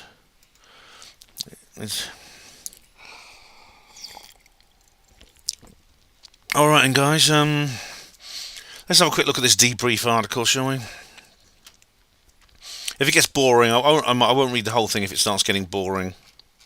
But Coulthard was recommending it. Interesting about Coulthard, he ghosted me, you know. I mean, I was trying to get him on Hapanamo Radio, and I exchanged a few emails with him, and then just suddenly he stopped writing to me. I think he decided that I was a bit of an undesirable, and he didn't want to associate with. Well, that's his loss. There we go. This is the debrief. What's a debrief accent? A newly released government report, hyperlink, details the latest findings in the Defense Department's ongoing investigations into aerial incursions within military airspace and other incidents involving objects the DoD now calls unidentified anomalous phenomena. All right, they've changed it, yes. Because they're not all aerial. That's interesting, because some of them, of course, are subsurface, surface, and space. Yeah. Although several weeks late on arrival, try 73 days. The report presents the latest findings on the efforts of the All-Domain Anomaly Research Office, AARO, which the document characterises as the DoD's focal point for UAP.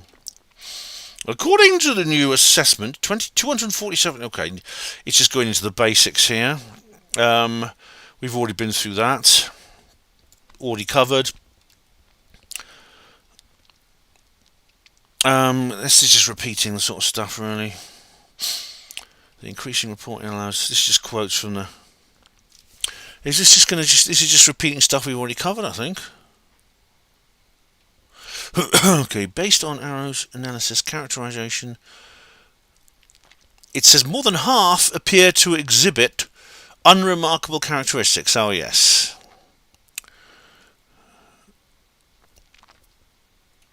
Mirroring themes from the 2021 report, flight safety challenges associated with the presence of UAPs over the US and other airspace remains a concern, a safety of flight and collision hazard to air assets. However, the summary notes that AARO and its partner agencies have logged no known collisions with UAP. This is kind of just summarising. I think this is just a summary of analysis of the article, the document which you've just done.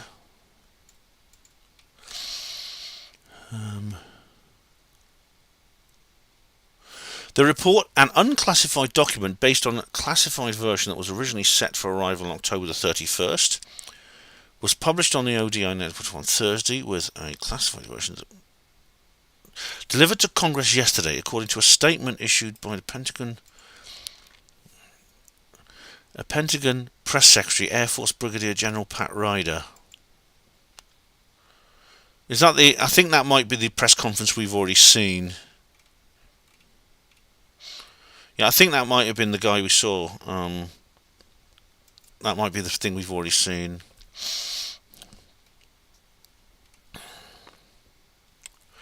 There is no single explanation that addresses the majority of UAP reports. Said, Sue Goff, of course.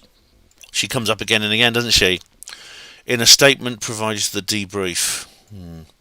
We are collecting as much data as we can, following the data where it leads, and we'll share our findings whenever possible. Yeah, like hell. Sue Goff she had a run-in with Anthony Bragalia, if you remember, over that document. Remember the 111-page thing, and 11 was sent. In many cases, observed phenomena are classified as unidentified simply because sensors were not able to collect enough information to make a positive attribution.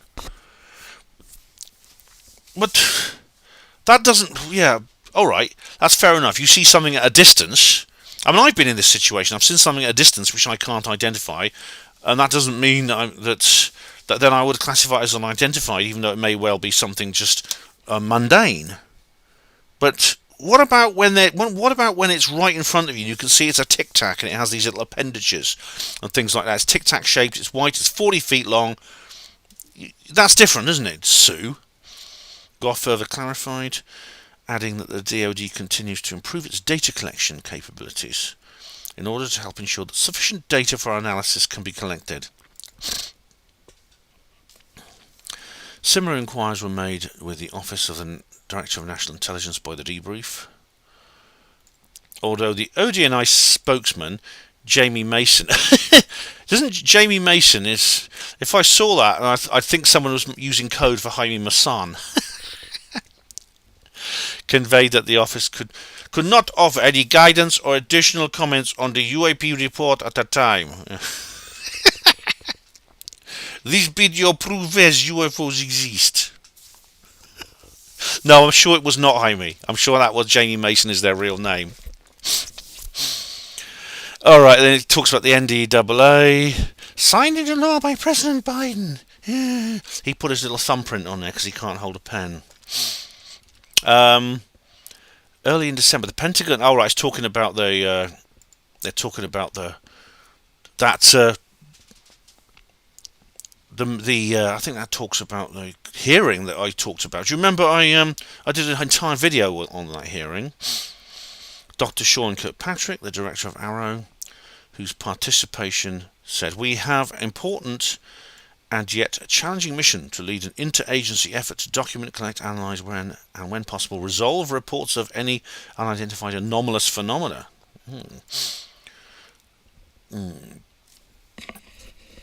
During the transition, that's the setup of AARO, we've taken the opportunity to expand and standardise and integrate UAP reporting, re-evaluate data we collected. Moultrie also emphasised that DoD takes public interest in UAP seriously. We are fully committed to the principles of openness and accountability to the American people. We are committed to sharing as much detail with the public as we can. Well, I actually quite liked Moultrie. He likes science fiction. He goes to science fiction conventions. Then it talks about this. We've been through this AIM-SOG. On the 15th of July last year, Deputy Secretary of Defence Kathleen Hicks, in coordination with the Director of National Intelligence, amended her original direction to the Under-Secretary of Defence for Intelligence and Security by renaming and expanding the scope of the AIM-SOG to the all-domain. That's it. They changed it into AARO from AIM-SOG. Obviously, because the name was so awful, I think. Right, working with the NDAA, blah-de-blah. We know about that. This bit here we know about. Some have noted that the delivery date for the annual report, which according to last year's NDAA, was scheduled to coincide with Halloween. Yes. Several weeks in advance of the report's late arrival, and it talks about Julian Barnes. Yes, it was actually several days, not weeks. The unresolved, Barnes reported that surveillance operations by foreign powers and weather balloons and other airborne Could have, yes.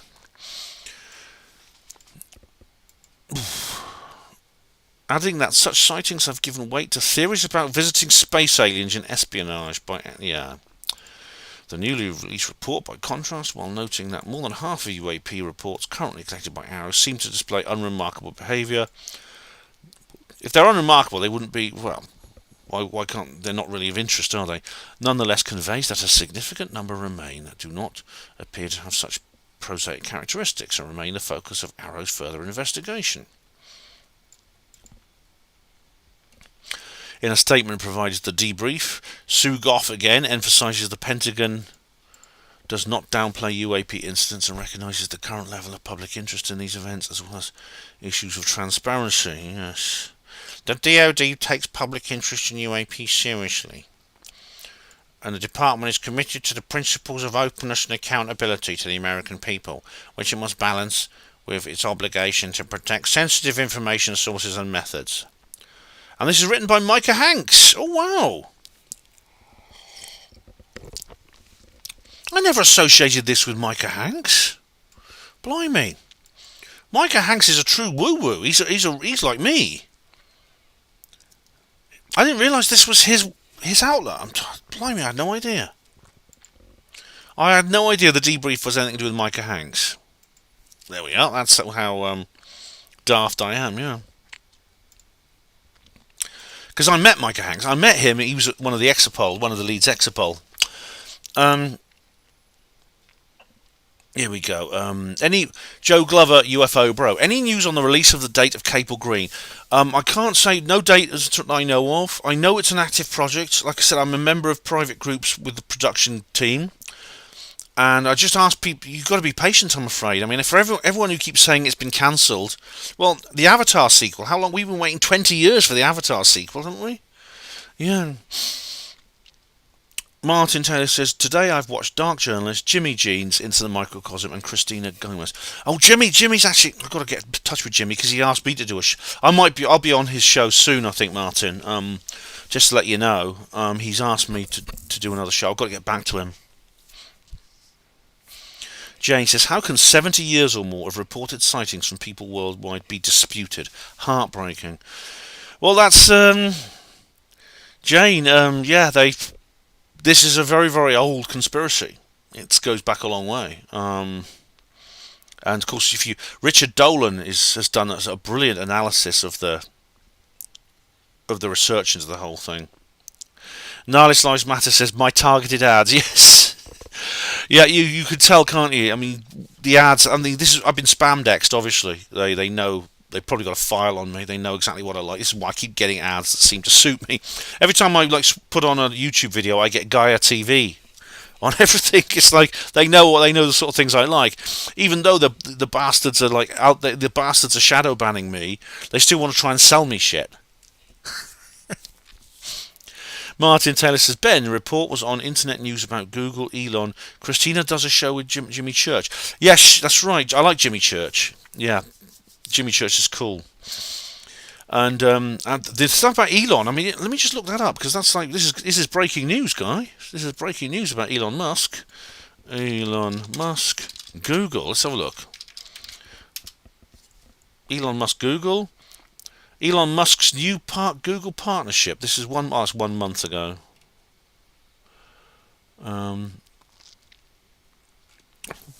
just see what he says on Twitter, actually, because I follow him on Twitter, of course. Elon Musk. What's he has to say for himself then? Here he is, the guy himself.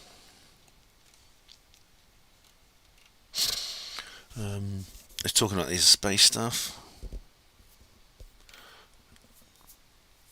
No.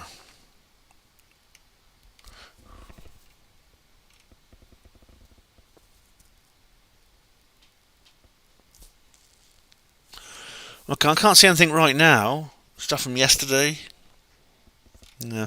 Do you have any links? Perhaps you could get me some links, guys, just to help me out here. Hatchy, hello. Openness and accountability sounds like a politician talking about democracy at Lamau. Hi, Ben, how are you? Not bad, Hatchy, good to see you. Yeah, I mean, of course, it is it is essentially a political. The public relations officer, public relations department for the military, which Susan Gough represents. People like Susan Gough. People like the guy who was doing the press conference we saw. They are essentially, they play a political role. Nihilist Lives Matter said, I would happily wait another 20 years for Avatar 2. Do you know, I've not been to see it. I don't feel the urge to go and see it. I found the first one vaguely enjoyable. I'd give it a 5 out of 10. But I feel no. I will go back to the cinema and do another roving review at some point, but it'll probably be for Oppenheimer or something like that. Welsh Ripper says, I like Carol Vorderman. I remember her from Countdown. See How We Are Living. No one has the money to buy Google. Yeah, I don't think it's for sale. I mean, I'd love Elon to get.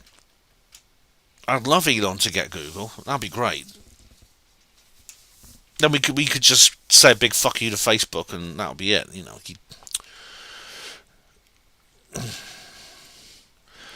Nice Lives Matter. I wish Carol Vorderman was my mum's nympho best mate. Oh. I used to fancy Isla Sinclair when I was a kid. Hatchie says, please tell me you're not a conspiracy theorist, lol. Oh, God forbid, Hatchie, no. Welsh Rippers is sharing more fantasies about Carol Vorderman. Yeah. Body technician, too many ads on church.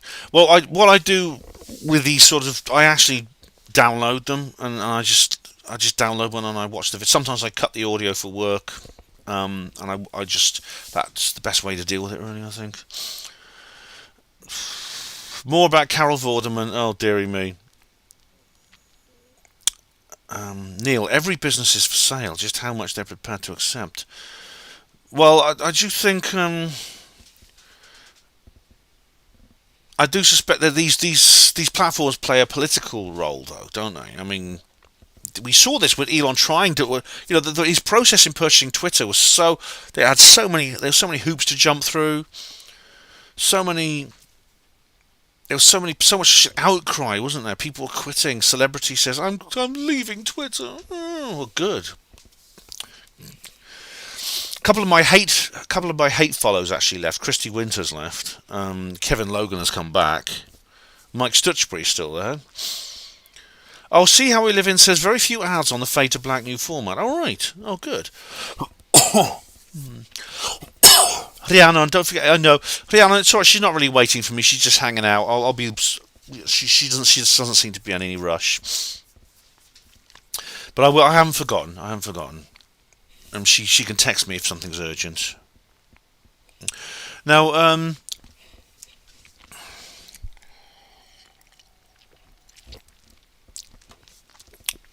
on a different subject, what's this Chat GPT thing? Have you any heard about that? Andrew Johnson did a video about it. I won't play it, but Andrew Johnson did a video about it, which I sort of watched vaguely on my phone as I was sort of having my morning cup of tea.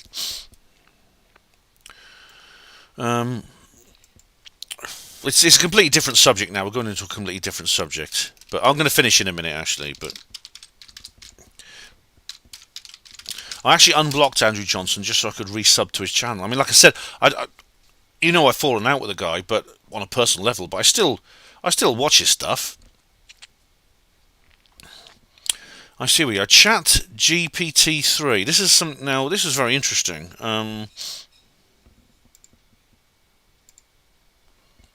What I found interesting about this, you can actually watch the video if you want. I won't show you the video. But it's Chat GPT 3. I've never tried Chat GPT 3, but apparently, so this actually came up on the Hapanwo show. Oh, Neil says I should ask Chat GPT whether aliens exist. Oh, right. Oh, right. Rihanna, so she's not standing in the hallway. She's just watching TV. Akbat and Hossan are out at the moment. Now, shall I ask him if aliens exist? All right, I'll do that. But first of all, I'll just to introduce you to the subject. This is an artificial intelligent chatbot, which is you can actually get online. You can actually get online, and you just go to the website and you can converse with this chatbot. And Andrew was asking it lots of questions about Dr. Judy Wood and about the moon landings and things like that. And based on its responses, he decided first of all that it's not as sophisticated as its creators claim, because he started asking it a couple of contradictory questions to do with temperatures on the moon and the famous photograph which was left on the moon, which didn't burn even though it was lying on this hot lunar surface. It was 127 degrees. Andrew kept asking it questions about that, and it didn't seem to realise that Andrew was setting up a gotcha for this system, which means it's not that intelligent. He's certainly not conscious. I mean, there's some people like that guy Lemoyne, the programmer at Google, who actually went public stating that he thought that this chatbot that he created, Lambda, was conscious. It's a complicated subject, but there's no evidence to suggest it's conscious. I talked about this actually in okay, that's I'm going to end in a minute. That's my daughter. She wants to see me. All right, fatherly duty guy. But basically she. He asked this. He said that it's actually not all that intelligent, because even standard AI bots, never mind the sort of latest research models, would be able to work out you were sort of setting it up for a gotcha, and it didn't. But all right. Before I go, I'll just ask it that question. If I can find, where is it?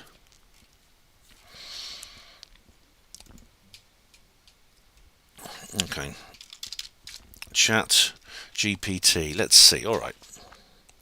Let's see if I can access the website. I'll just ask you that question and I'll call it a night. Just waiting for the page to open.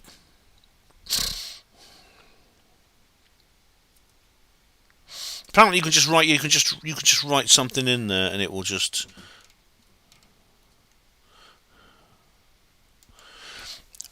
Now, very often you see these chatbots are often very sophisticated.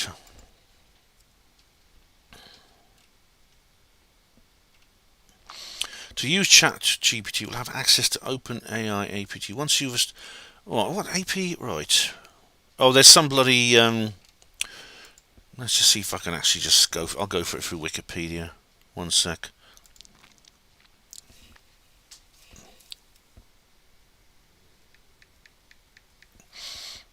Just wait for that to open.